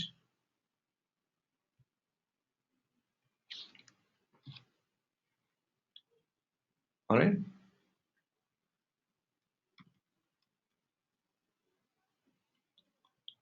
all right, good. So next is just a buzzword, no practical application. This is definitely a myth. There are, I mean, almost every company is moving, and most of the large organizations have already moved. And it's a new concept. It's just a new word for an old concept. It's not a new concept. Will be the future. It's actually the present. It's not the. It will not be the future. It's just the present. Okay, is expensive. Most of the big data tools are open source and free, and the hardware they require is a normal commodity hardware. For them, you don't need to buy a special hardware, and therefore, big data is meant to be very, very cost effective. It's only since there are few, there were there's a demand supply gap. It's a demand supply gap with respect to engineers. That is the only expensive part about big data. Is only for data scientists or is a magic. So it's not only for data scientists. Data scientists build algorithms, they make them available, and engineers and senior engineers or analysts can utilize those algorithms to churn the data. Okay, we have enough hardware, we don't need it anymore. So it's not about hardware, as I told you, it's about the software. And the software has been designed bottom up with only one thing in mind: scalability and commodity hardware. Scalability on commodity hardware. Okay. Now, 10th one is really something which I see a lot.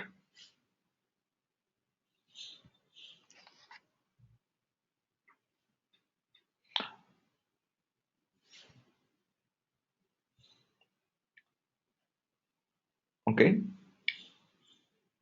We will build it when we need it. Most of the managers you see, they say that we will build big data solutions when we need it. The impact of this kind of attitude, which I see, this kind of a myth they have in mind, the problem with this attitude is that because of this, they are not building a storage where people can store the data. And when they don't have the storage, people don't complain they don't have, and hence they are quite content with respect to what they have. All right, and therefore it's very much needed for them to understand the use case of big data. Okay, use case of collecting more data related to the user is actually very, very important. That is something few people need to know. Okay, rest is big data is all about Hadoop. Big data is not only about Hadoop, though Hadoop seems to be the most popular one.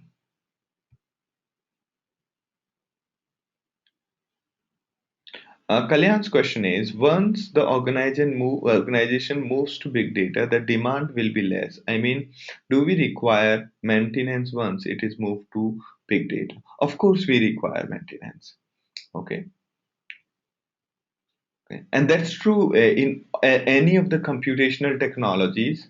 There is always a fear that when the computer comes into play, then there will be no requirement of people. But the history has proven it otherwise. Okay.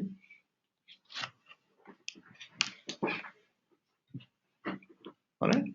Next is How using big data different from data mining, or are they both same when applied to big data? That is Surya's question. Again, I'll repeat what I said earlier.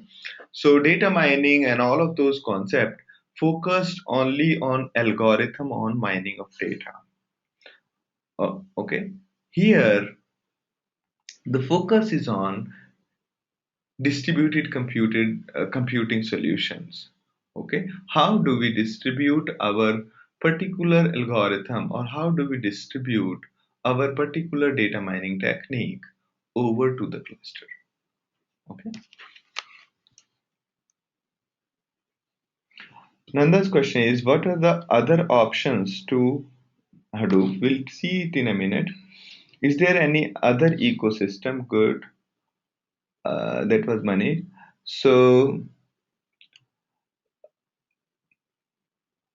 Gupta's question is, how relevant is it for data scientists to know Hadoop? So data scientists, I have seen in past all those data scientists who were really good with algorithms, but they did not understand how Hadoop will divide the computation. Okay, most of them actually did not complete the products. This is my personal experience. Most of them were stuck in between, and most of the data scientists who did not pay attention to the details of distributed computing, they always build half optimized solutions. Okay, let's take a case of Mahat. So when we talk about Mahat wants a particular data in particular format as the input to generate the recommendation. If you give the input in that format, Mahat will generate the good recommendation. Okay, but most of these data scientists, they get stuck at the point when you have to do the translation, because that they end up doing it in the memory because of not knowing how they can utilize Hadoop in how many ways. So it's very important to know Hadoop for a data scientist. Okay. Although the definition of data scientist seem to be varying a lot, somebody who just knows R calls himself data scientist, but that's not enough. All right. So go through our blog. There is a case study where which says that how to generate recommendation, and it talks about the challenges, and those kind of challenges most of the data scientists find it very difficult to solve. Engineers say that we don't know the data sciences, so they don't help, and data scientists say that we don't know engineering, therefore we can't help. So those kind of scenarios are bad for product, and overall delivery is hampered if our data scientists do not know big data engineering. All right. So I made sense. I hope I made sense, Sagupta. Now Ravi's question is, can big data be used to analyze technical data such as bill of materials? Okay. So so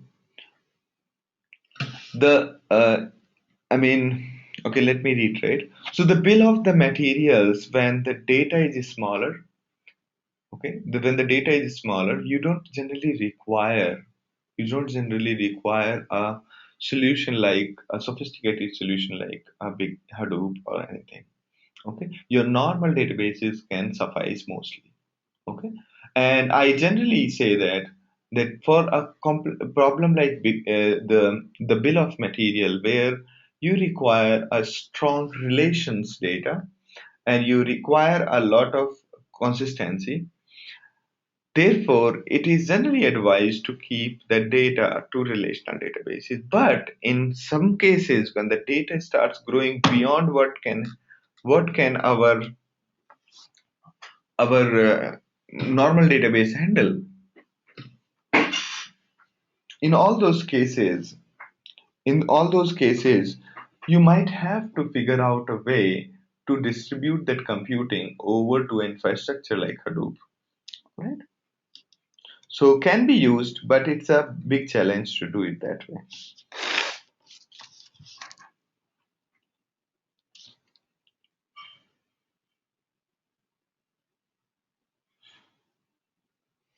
Now, Atif's question is, big data can run on commodity traditional hardware? Answer is yes.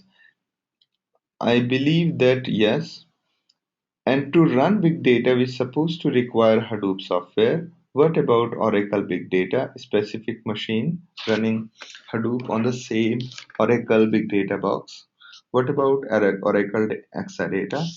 Can Hadoop run in Exadata to facilitate distributed requirements? So I'm not very sure about what exactly Oracle's Exadata does.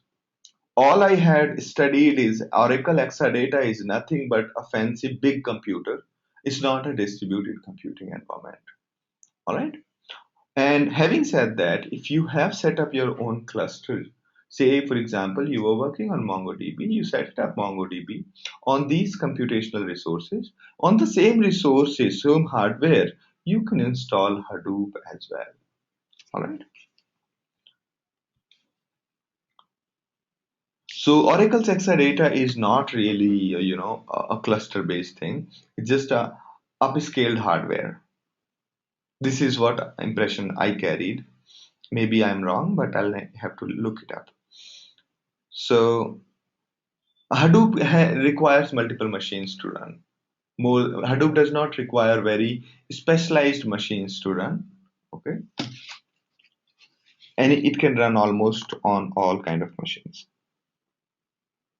So Ravi's question is big data and MongoDB same? No, because big data is a general concept, and to handle that kind of concept, MongoDB is just one solution. All right. Now these are the salary trend. You should take a look at the salary trend in this. I'll send you this slide. Okay, salary trend. The important part is that out of this, Hadoop seems to be the highest paying job in the industry. Okay, can you see the screen now, Kalyan? All right. There are multiple big data solutions, and most important one is Hadoop, Spark, and so out of this, Hadoop is the most complete one. There is something called Spark, which is basically only the computational engine. It provides no storage, while Cassandra provides storage but do not provide you a great computational engine. On the other hand, Google Compute Engine or maybe Amazon Elastic Cloud provide you a place to host your data. Okay.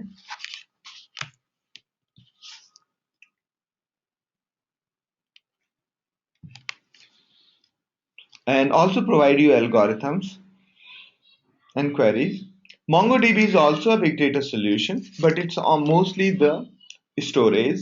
The computation is very limited. Okay. Mohan's question is how much of knowledge in statistics is required as a data scientist or big data analytics. So big data analytics does not require too much of knowledge of statistics, but data scientist job requires knowledge of statistics and linear algebra. Okay, so but everybody has their own definition of data scientist.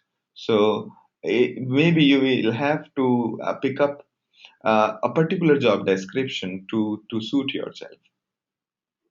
Okay.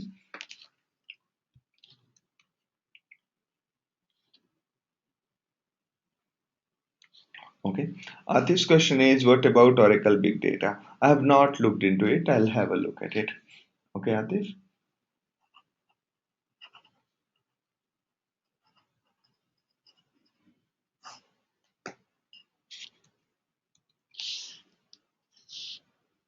Nanda's question is that can you tell the difference between Spark and Hadoop again in two sentences? Spark is a computational engine while Hadoop is a full ecosystem. Okay. Spark does not provide you a storage, Hadoop does. All right. Now let's talk about what exactly is Hadoop.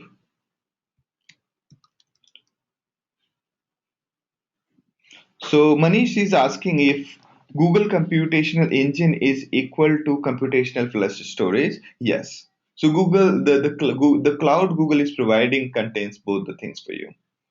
Okay. Same case is with Amazon.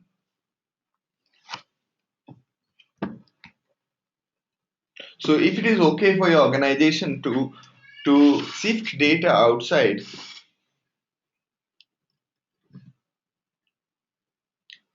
if it's okay for organization to sift the data outside, then it's okay for moving to Google Compute Engine or Amazon Cloud, or maybe Azure from Microsoft.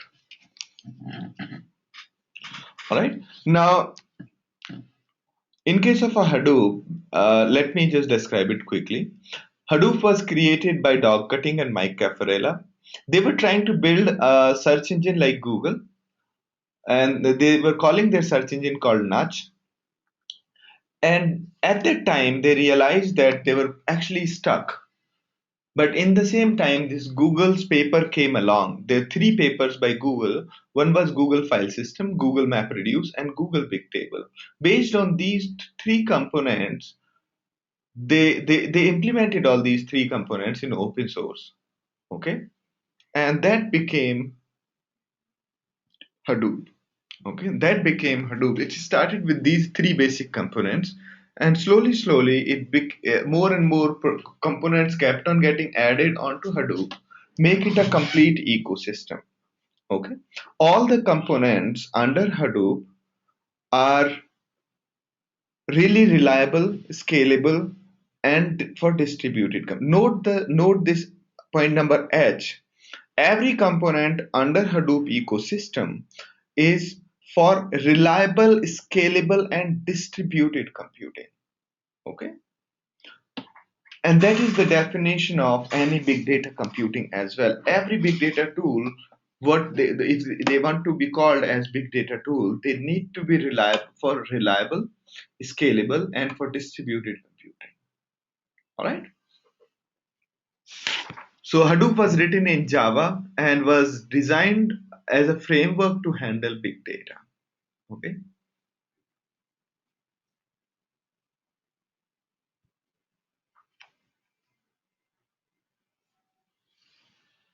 All right. Just oh, sorry. Can you hear now? Actually, the headphone had come out. I did not realize. So can you hear now? Because my headphone had come out, so I did not realize that part. Yeah. So Hadoop was based on these three papers from Google and was designed for reliable, scalable, and distributed computing. Most of the components in Hadoop are written in Java because so that they are portable. They can so that Hadoop can run everywhere. All right. Now let me describe you the ecosystem one by one. So first one is Hadoop distributed file system. Okay, that is the main component. That's the main component where data gets stored.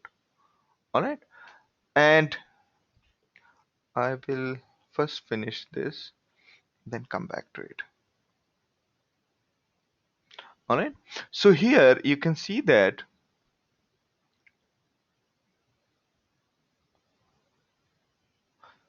So I'll go through one at a time and understand what exactly it is. So this is the general Hadoop ecosystem. In this ecosystem, you have Hadoop distributed file system. Okay, that's the main thing. That's something like a bottom line for all.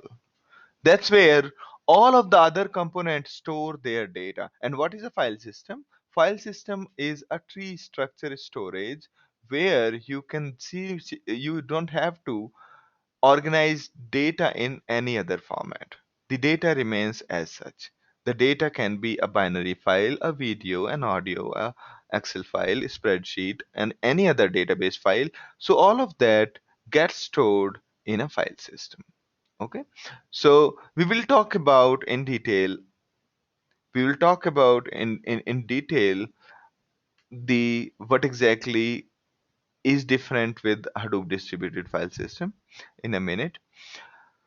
All right. Now, when you have traditional unstructured data, you might want to copy that data onto this Hadoop distributed file system.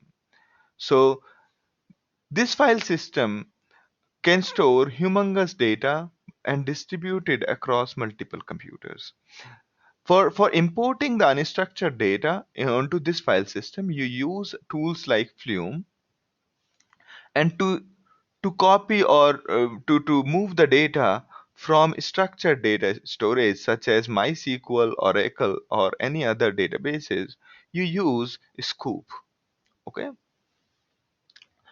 to copy back and forth from Hadoop distributed file system to structured data.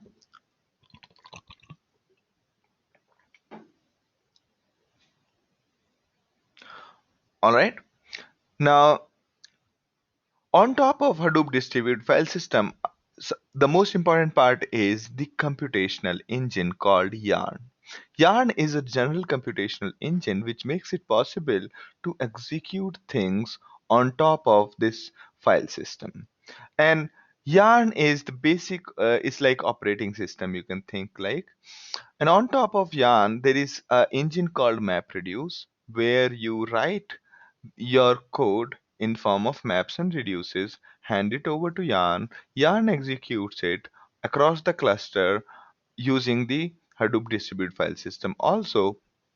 And on top of Yarn, you have Spark, that is also a computational engine.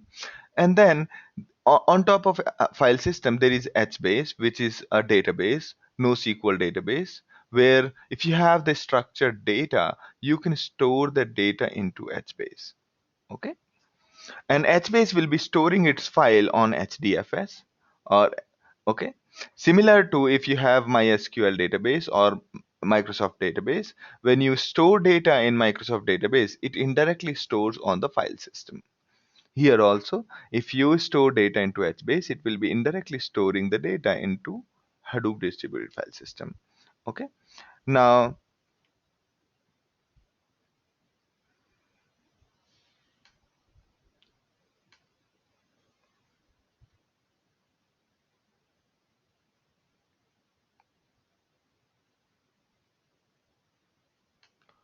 all right. Next is the so HBase is a database to store the structured data, and then you have Hive. Hive is a SQL interface through which you can churn your data or access your data. And then you have Piglatin. Piglatin is similar to SQL, but a language specifically designed for big data. And then you have Mahout. Mahout is a library of algorithms for various kinds of machine learning. Machine learning is automatically learning the behavior and then mimicking it. That is the role a computer plays a lot. So Mahout is collection of such algorithms, okay, such as automatically classifying documents, automatically say spam detection, face recognition. There are lots of use cases of machine learning algorithms. So Mahat is a library of algorithm. Most prominent one you will see is the algorithm for the algorithm in Mahat. The most popular one is recommendation generation. As I showed you, that it takes three column data, user ID, product ID, and the rating, and it gives you the recommendation. Fourth one is when you have a large project, some of your code will be executing Flume, then you will be executing you will be executing some code in MapReduce, other might be in Hive, some code will be in Pig, and some will be in Mahat. So to make it work together, you generally stitch your solution using Uzi, just like Apache Ant. All right, Apache Ant. All right. So that is a way, that's an ecosystem. So we will first discuss about the distributed file system. All right. Now you might argue that what's the point of a new file system? So let's try to build a file system step by step. Okay.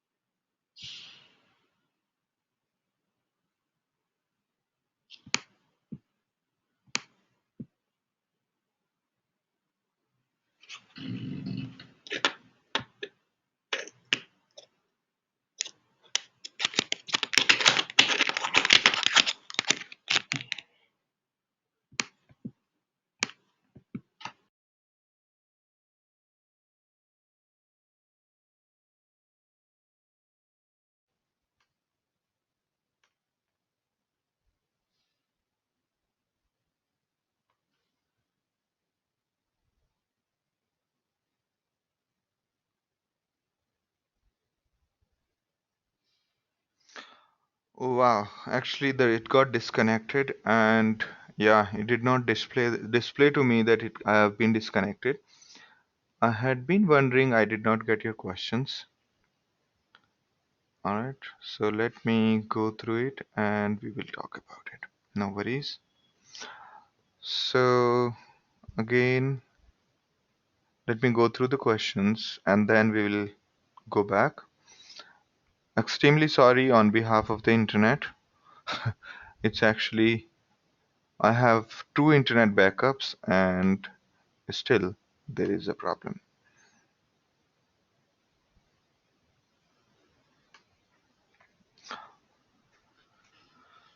All right, so Kalyan's question is how the data will be stored in HBase. In very simple way, is my voice audible to you before? Okay. So Kalyan's point is that how data will be stored in HBase. Data will be stored in the HBase in the row and column format, just like normal database, but internally the semantics will be different. We will discuss in more detail in session number 7. Why HBase is NoSQL data store? Because it does not provide you the properties which a normal SQL database provides, such as multi-row transactions, such as the relational properties, foreign key and primary key. All those things are not provided by HBase. Okay. Now, next is what is the difference between HDFS and HBase? As I told, so it's the difference is same as saying my Windows file system and Microsoft SQL. Okay, it's the same difference. Hope you got it, Nanda.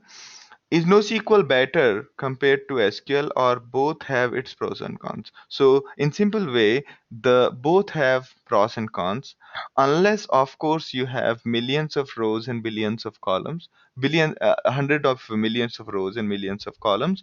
You do not use HBase. You will be happy with your traditional SQL. So that is the easiest way to to explain. Okay. All right. Why HBase is no that I talked to you. Okay.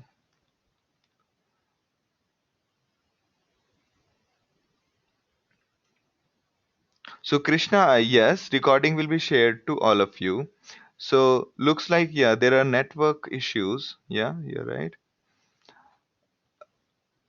All right. Now, so I hope Nanda you got my answer.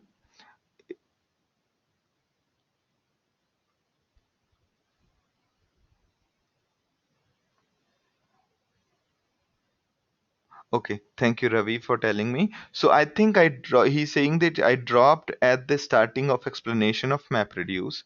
Okay, so let's just I know that I'll be going beyond maybe 10 more minutes. Okay, so let me just go through. Mohan is also asking. Okay, all right,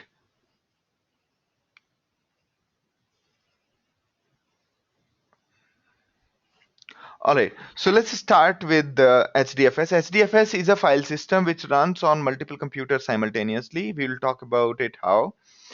On top of so that's a file system. Everybody will be storing their data onto HDFS mostly, and then is Yarn. Yarn is a computational engine which makes it possible to run your logic across the cluster. Okay, so how do we talk to Yarn? We talk to Yarn via paradigms like MapReduce. We give two functions to Yarn that here is my map, here my reduce, can you execute it? And then it executes on that. Now you have Spark. In Spark you have a little different paradigm. Okay, and those computations are also done on top of Yarn. Yarn takes your Spark execution and executes it across the cluster. Okay, now HBase is something which runs. which basically runs on top of HDFS but provides you a structured way of storing data, okay, in a tabular form, okay. But it's not really relational. Relational means a relation between one table and another cannot be established on HBase. Now, HBase does not have a query language. Okay, that is why we call it NoSQL data store. They don't qualify to be called as database. Okay, but the only quality of HBase is that differentiate from traditional databases is it can store billions of rows and millions of columns. Okay, and without any hassle. Now, since HBase does not provide you SQL, you can use Hive, which lets you query any kind of data. If you have a CSV file lying in the file system HDFS, you can use Hive. Similarly, you have Piglatin. Piglatin is similar to Hive. Hive is a SQL query language. So Piglatin is similar to SQL a little bit, just that Piglatin has been designed bottom up for distributed computing. Okay. Then we have Mahoth. Mahoth is basically a library that contains algorithms. Algorithms could be things like categorize my data into 5 groups, or algorithm could be given these users and products and their ratings. Can you give the recommendations to the users? Okay, so those kind of algorithms are as part of the library in Mahoth. Now, when you have large project, when you have large cluster or big project, you will have something in Flume, something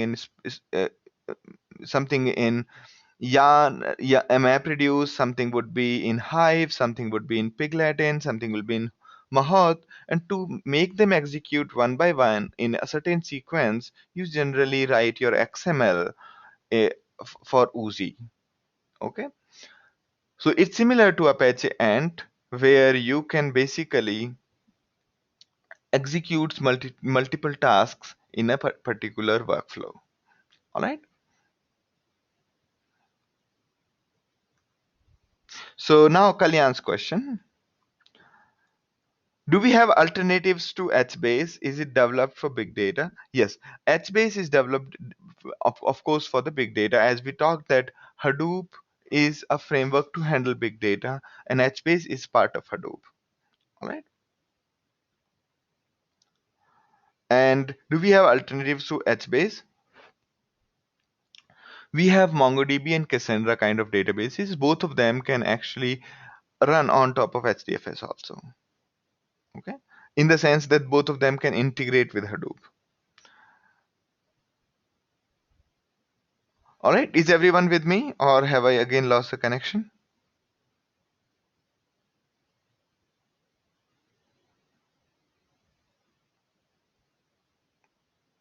Sabrish again. Okay, let me repeat what is pig again. Pig is like SQL. Pig is like Hive in the sense that it churns data on top of the data is stored in HBase or data is stored in HDFS.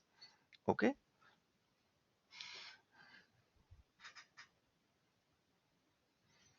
it's just that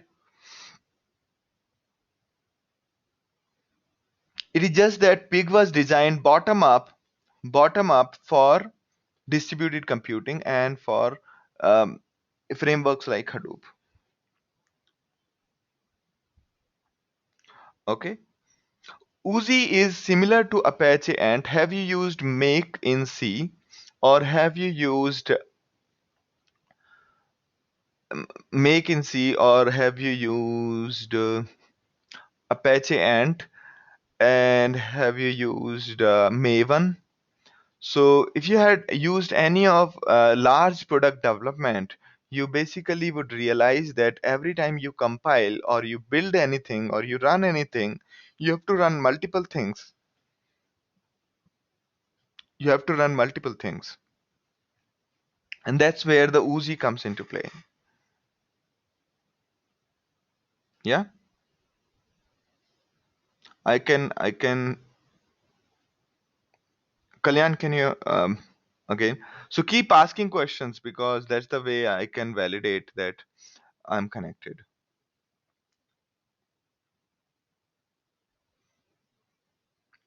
So Surya Narayan's question is that is Mahat library enough for any kind of complex problems or do we write new algorithms? So Mahat libraries are not enough. They are just one set of libraries and you will have to definitely write your own algorithms also. But generally you will find parts of those algorithms already available as part of Mahat. Okay.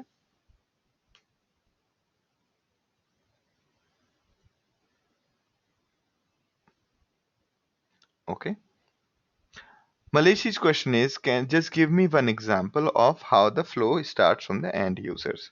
Let's take so generally it will not be part of your J2E stack.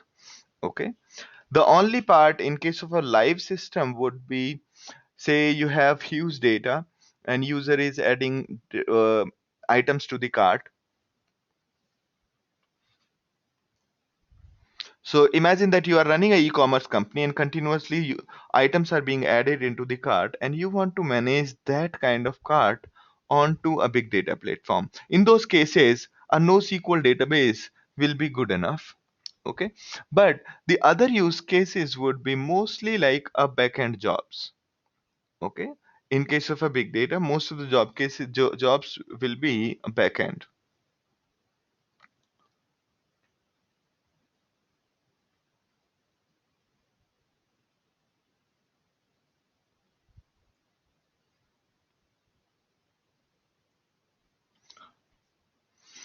So you can think of the recommendation example we gave you. On one hand, your e-commerce website will be collecting the information about the users, and your backend will keep on putting that data into HDFS, and then from HDFS you will parse it, clean it, and prepare the data for Mahat. Mahat will keep on running it every day and keep on generating the recommendations. Those recommendations will be pushed to your J2E web server or database using Scoop. And from there, the recommendations will be shown to your end user. All right. So if you notice, for this kind of recommendation engine, first you needed a Flume where you pulled your logs or Apache logs from the web server onto HDFS. From there, you cleaned the data using Hive or Pig, and then you run Mahat, and then you run Scoop, and so on. So do you see how many components did we use in case of a recommendation engine? So that's just one example of how you generally handle the big data tasks. Okay.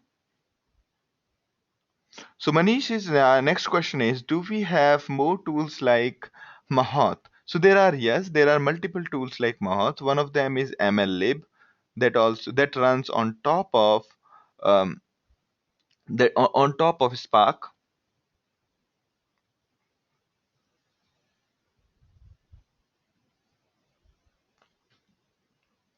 Okay. So next question from Srinivas is there a component to handle scheduling libraries or components within system like Quartz? So Quartz is a scheduler, Java scheduler specifically for a J2E web application. And that kind of job can actually be done by Uzi. Uzi also comes with a scheduler. All right.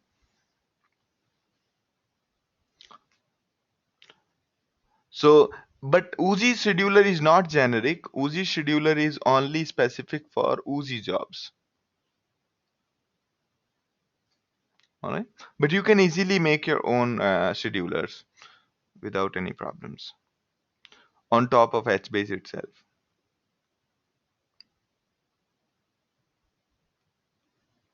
Okay.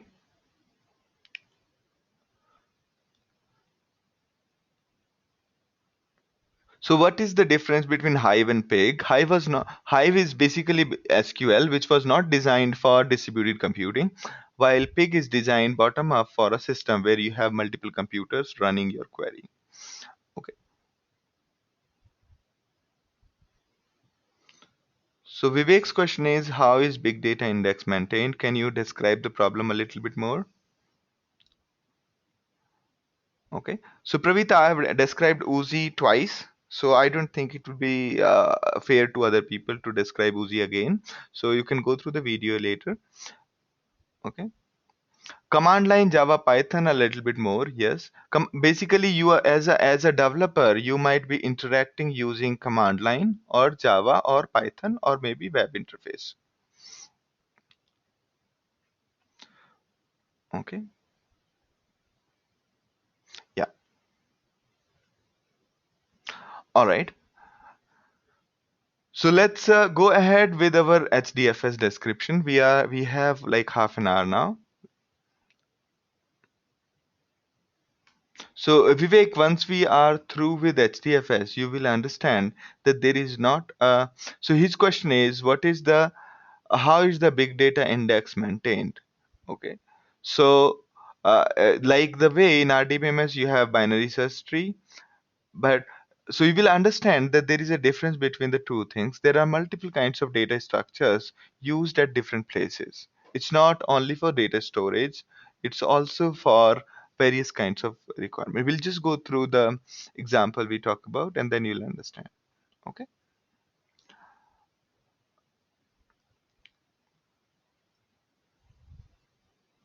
So Srinivas's question is how to filter wrong format data in ecosystem. I need to understand this.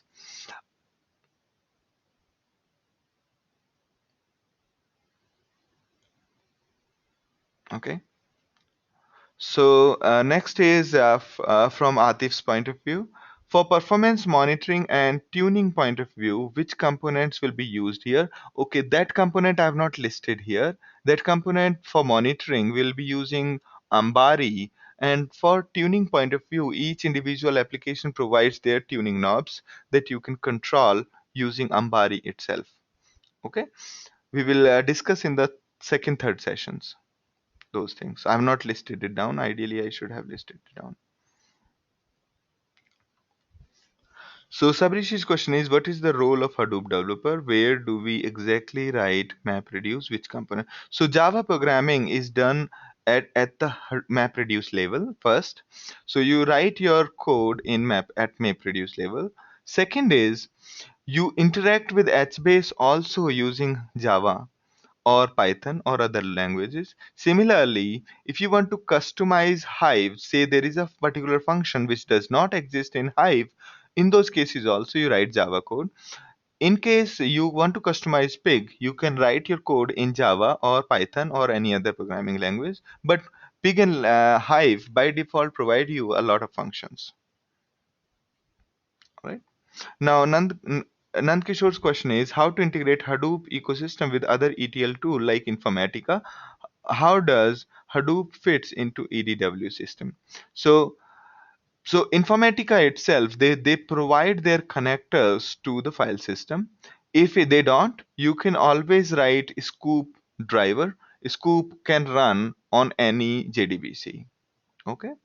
And whenever the main idea behind EDW and big data integration is that if you have a lot of humongous data, you clean it up, make it small and meaningful, and then move it back to your EDW. That is the role. That is the role Hadoop can play in case of EDW integrations. All right. Okay. Now, continuing to Srinivas's question, his question was how to filter the wrong format of the data. Suppose any null data while reading or calculating from raw data using Hadoop ecosystem. So all of that cleaning and everything happens either in the form of MapReduce or in Piglatin or Hive. All right. All of that cleaning up happens at these three levels.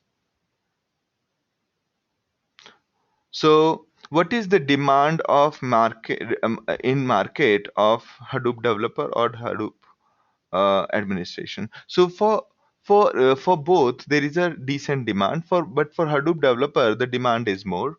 Okay, you can have a look at one slide I have put it from indeed.com, or you can also compare the trends at indeed.com. Can you give some examples where using MapReduce other than cleaning of the data? Someone, can you give some example where someone use MapReduce other than cleaning of the data?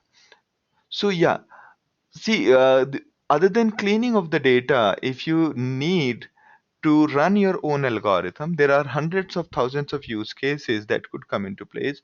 All of them can be converted into MapReduce.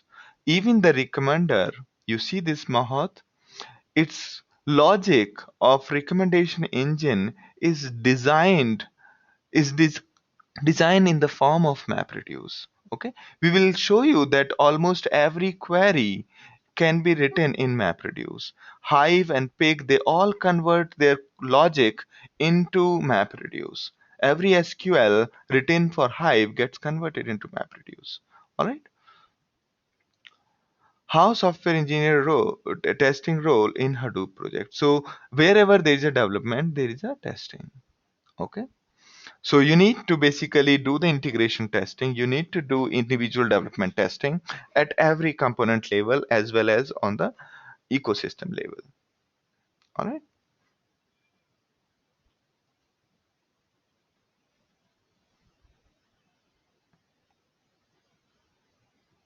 So Sabrishi's question is, after 11 sessions with the project done in the cloud lab that you provide, can I show you? Can I show myself as Hadoop developer? Yes, you can show yourself as Hadoop developer, but that will be like for 1.5 months. The certificate which we provide to you on LinkedIn, it will be showing you that you worked for 1.5 months, and that would be mostly. Okay, most of it. But in case you perform really good, I have lots of people lined up who keep on asking that whether they can, whether I can provide them some really good people who can help them solve their problems. I have at least 3 4 people who keep on asking me. Okay, but since I've already connected them to the students, existing students. Okay, but not many of them are interested in the real life work. So we have that kind of arrangement, but I cannot guarantee it. It is all dependent on how you perform and how is the availability of the work at that point of time. Ravi Kiran's question is it required to learn any specific programming language for Hadoop? So no. Most of this programming can be either done in Java or Python. Okay, since most of these components are written in Java, it is generally preferred but is not mandatory to learn Java. Okay, also we also provide you a complimentary course free with this session called Java for Hadoop that you can go through quickly. Okay, also if you have learnt any programming language, learning a new language will not be too much of a headache for you. Okay, you'll be able to quickly understand it. What are the certifications available for Hadoop? That's Nanda's question. There are multiple certification agencies such as Cloudera, Hortonworks. They also provide trainings like us, and we also provide our certificates. Okay.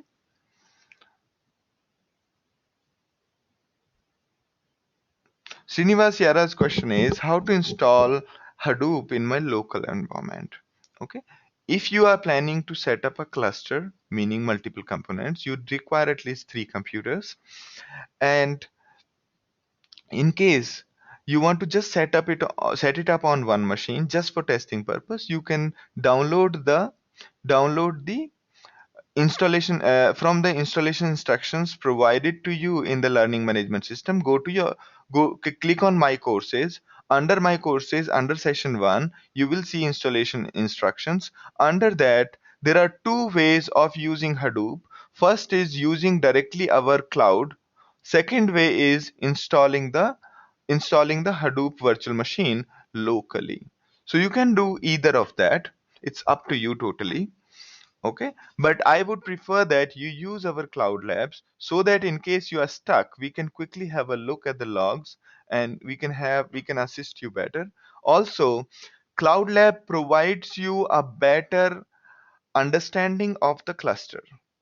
Okay, it- whenever you are executing, you will feel that I executed on node 1 and it's getting executed on node 3 and node 4 simultaneously, and therefore, and that is the use case. Otherwise, if you run it on the virtual machine locally, you will always be under a constant question that why am I using Hadoop in first place? Why can't I just do it in Java? All right. So therefore, I recommend you using the cloud labs. But in case you want to install it locally, use the virtual machine. That's the easiest way. Kalyan's question is, I'm from a background not from Java or any other open source. Will it have any impact while searching for job in big data? So generally, it's recommended if you are looking for any developer job, it's better to know at least one programming language. Okay, that actually impacts your the chances of getting through. Okay, so Nanda's question is, Cloudera is a popular certification and training.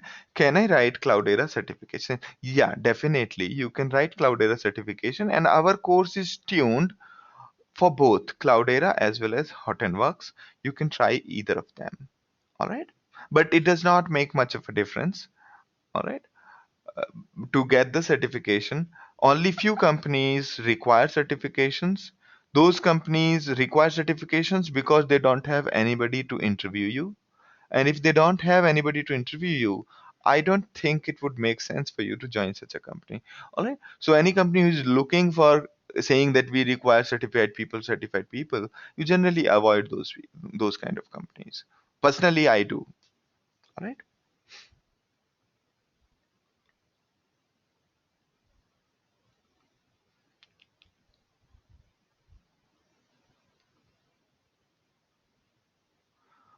What are the tools available for debugging the Hadoop ecosystem?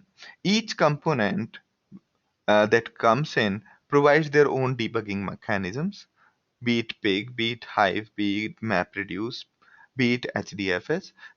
All of these components provide you their own debugging tools. Then, if you want to have an overview on what's going on exactly in the cluster, then tools like Ambari actually help you a lot. All right.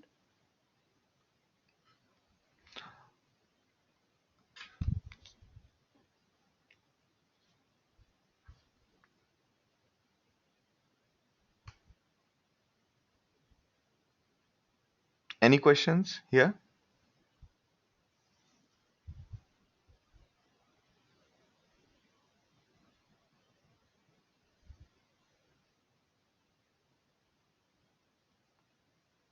So Ravi's question is, does Hadoop also provide data visualization? Answer is no. Hadoop does not have a component which provides a data visualization.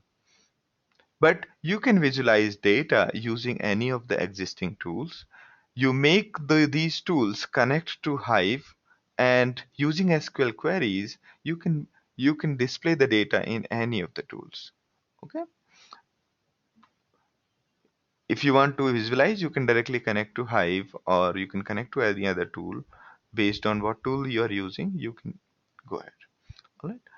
For example, BERT provides a good integration with the Hadoop ecosystem, and you can visualize the data using BERT or Tableau or other.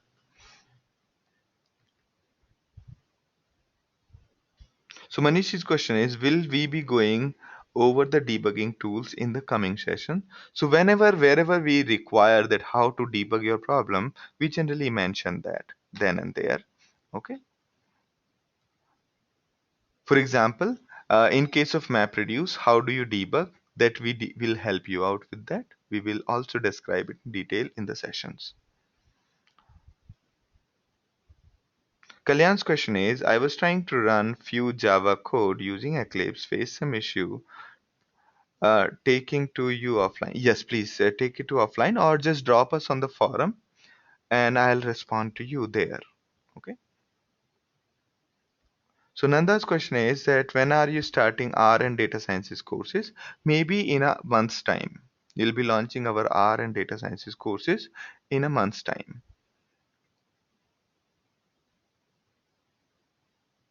Is there a separate requirement for Hadoop tester? That is Pravita's question. So Pravita, generally the way I have worked with testing team is from the day zero, we work with the testing team. So whenever we have to test any component, we from the day zero, the project starts, we integrate closely with the testing team. As and when we progress with development, testing team progresses with the test cases, and uh,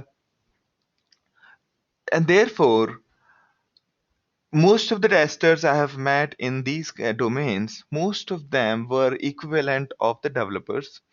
Okay. And maybe I'm talking about SDET, software development engineer test, but all of them were from that point of view, the test engineers also, I expect them to complete this kind of a course. Okay.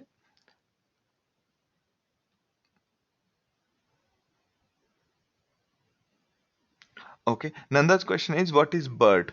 I was talking about B. Let me just write it down somewhere. I was talking about BERT. BIRT. All right.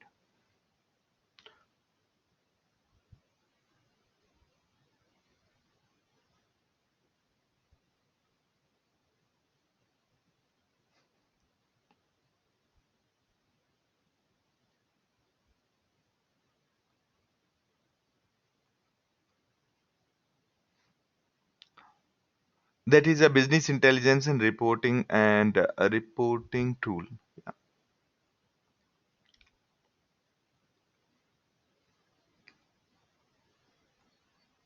Okay. What are the profiles other than Hadoop developers? There are other profiles like big data analyst or big data analytics profiles. All of those actually fall under this kind of course.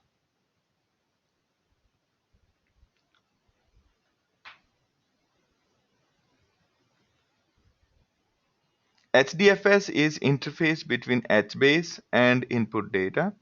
So HDFS is the file system provided by Hadoop to you.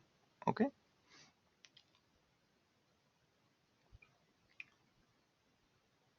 Now Shabrisi's question is, what is the relationship between a front-end web-based and back-end DB? Please explain where big data plays a role. Is it directly integrated with front-end pages? So it's integrated with the back-end pages. So basically, on the back end, if you want to store humongous data at a fast pace, for that you use a big data database such as HBase or MongoDB or Cassandra. But if you do have to do a periodic computation on a humongous data, then you use all of this ecosystem.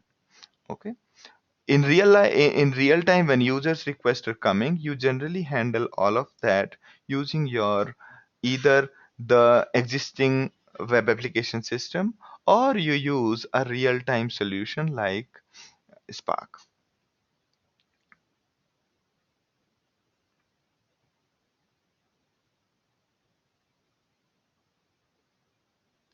Does Java have API to code MapReduce? So Hadoop provides you a API in Java against which you code your MapReduce. That is for Vivek, where the data pulls and displays to the user. So it from the whole scene, the way these systems are designed, it's not designed to interact with the end user. To interact with the end user, you will use your existing tool and you will pull the data from HBase or you will pull the data from Hive and display it to the user. All right.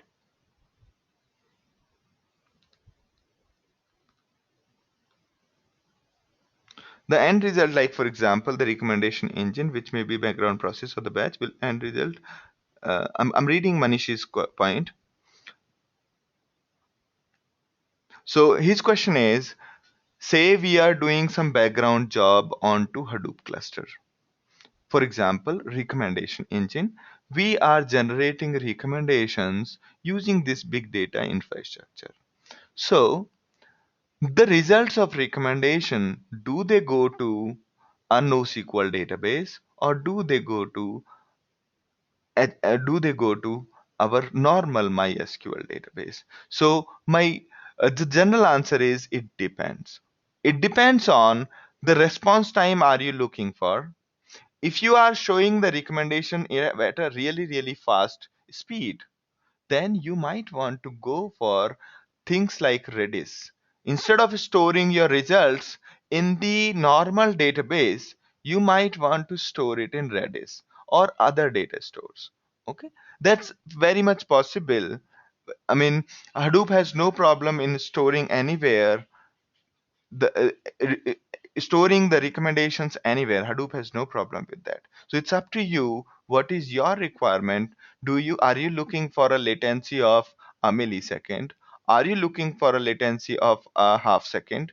Or what exactly is your requirement? So if you are looking for a latency below in a millisecond time, you will push the recommendations to Redis or some other in-memory database. Okay, but if you are looking for, you are okay with the 10 millisecond or say 100 millisecond kind of a response, then you push this data onto the relational database.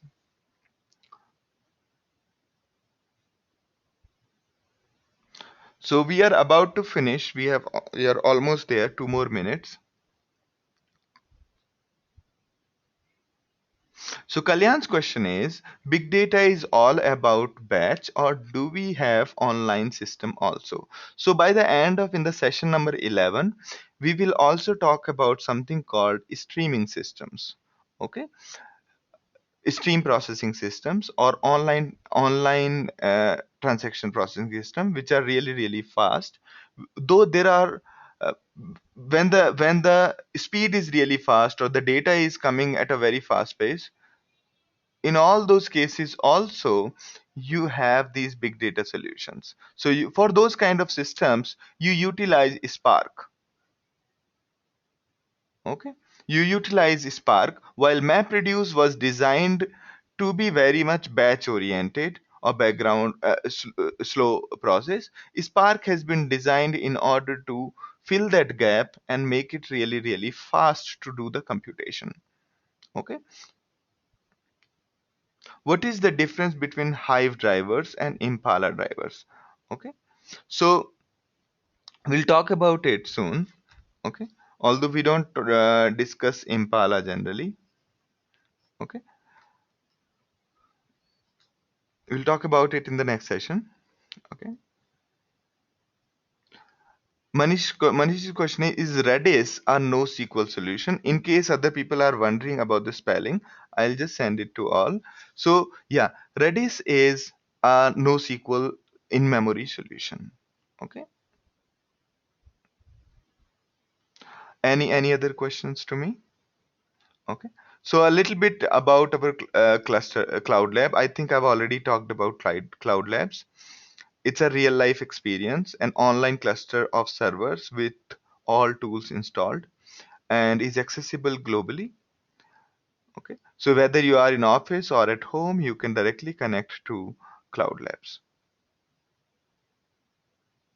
Nanda's question is Hadoop admin included in the course? Not, no, Hadoop admin is not included, but because this course is actually itself quite heavy, all these components plus Spark streaming and Zookeeper, those two extra tools along with these tools is what we will discuss in this session one by one. All right. Now, those who have already enrolled, you can start going through our Ambari console. The login password is available in the installation instructions provided to you. And You can also go through Hue. All right.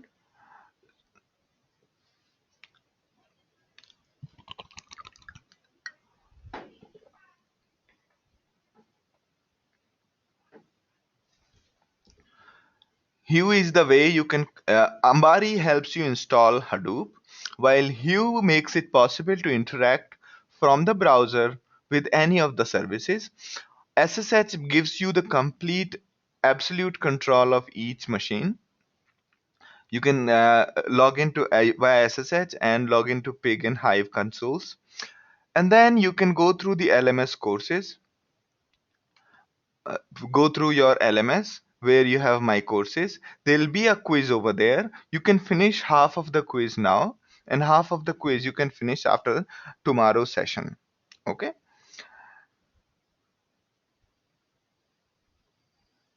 So those who have signed up for the course, they must have received the login and password instruction for the LMS. Okay. This is and okay. All right. So those who have not yet enrolled, you can enroll for tomorrow's session. From tomorrow onwards, we'll have this session. And yeah, so this is what it is. All right. So the price is little, it's not updated. You can have the website. On the website, you will have lesser price listed. Okay. You will have lesser price listed on the website.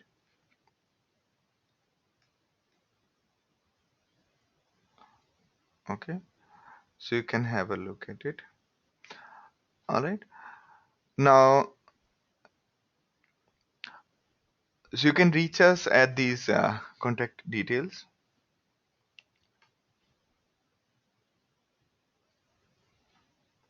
Yeah. So, all right. Kalyan is saying, can I show the? So here is our. This is our Ambari. Okay. And this is the Hue. So Ambari is an administration console. It's loading. So you can see that this is the disk usage. Out of four data nodes are alive. There is one name node. There is these. This is the all details about the ecosystem. Okay. You can see this. And since I'm administrator, you will not be the administrator, so you'll not be able to stop or start the processes. If you want to add more computers into the network, you install operating system into that and install Ambari agent there and say add host. Okay. So you can simply do that. You can add host there and move on. Okay.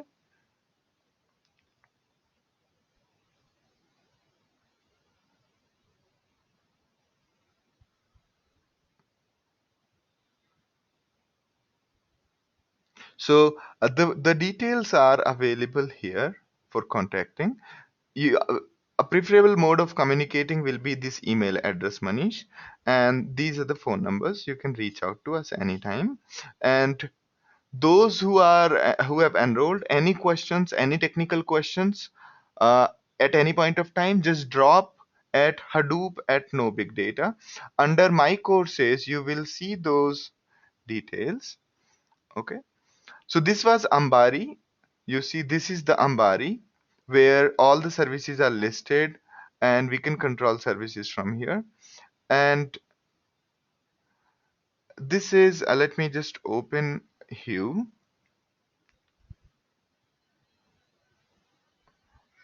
Okay. Hue is the way you can interact with all these Pig, Hive, and all of these services. Even HDFS. HDFS is just like your folder structure. You can see here. This file browser is basically taking you through the HDFS. Okay. All right. And then you have under my courses, all the details are available. So your course will be this one. And under the course, you will see that there is a quiz to take and there's a presentation available. These are the previous recording sessions of all the classes. So as and when we are attending this session, we'll keep on uploading these recordings here. All right.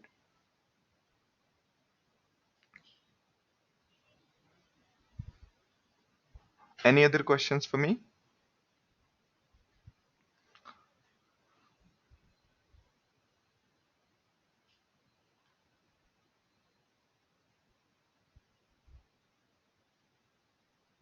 All right. See you tomorrow at the same time, and we'll continue from session 2 onwards.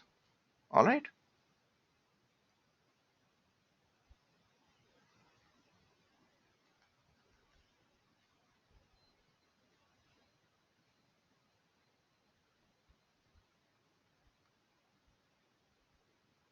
Thank you, Mohan. Thank you, Manish. It was a great session, and thank you for brilliant questions, all of you. Thank you, Pravita. I hope you like the session. Thank you, Kalyan. Okay. Have a great day ahead. And thank you, Malaysi. So Nanda's question is, so installation required on personal laptop, everything on cloud. So there are two kinds, right? One is on your personal. If you want, you can do it. But for that, you have to have a laptop which have more than 4 GB RAM. Otherwise, you can just start using our cloud labs. Okay.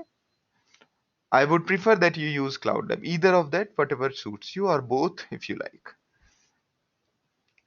All right. Thank you, Sabrish. Thank you, Srinivas.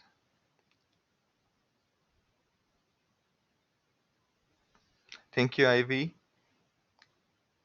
Great. Thank you for brilliant questions. If you have any question, drop us an email at reaches@nobigdata.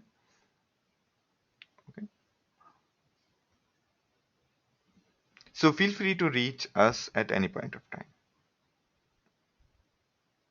All right. Sure, Ravi. Thank you very much. And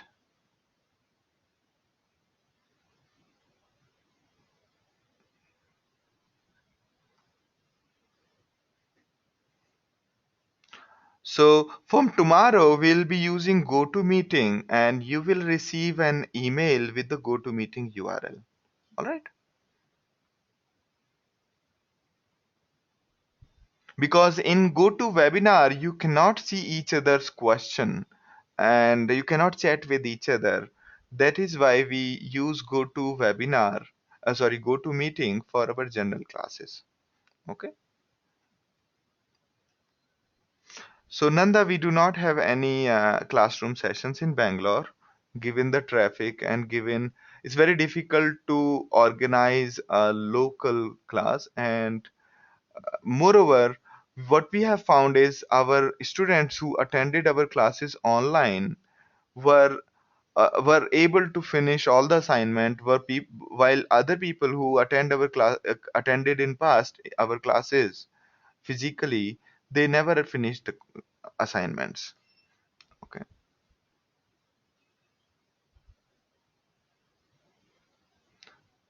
Yeah. So Vivek, no new registration. So if you have already enrolled, then you don't require any registrations. Okay.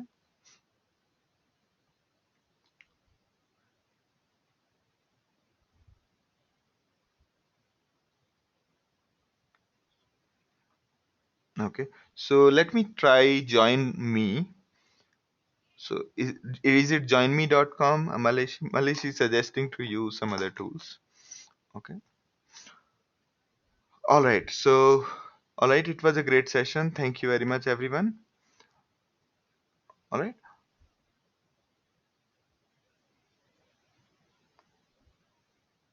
All right then. Feel free to drop us an email at reachers@nobigdata.com, and these are the phone numbers. And feel free to contact us if you have any questions. Okay.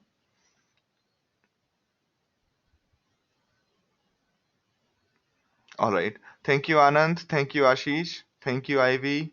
Thank you, Kalyan. Thank you, Maleshi. Thank you, Murli. Thank you, Piyush. Thank you, Pravita.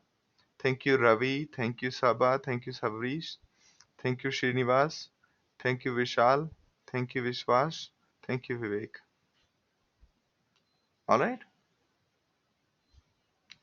All right, then I'll mute myself now.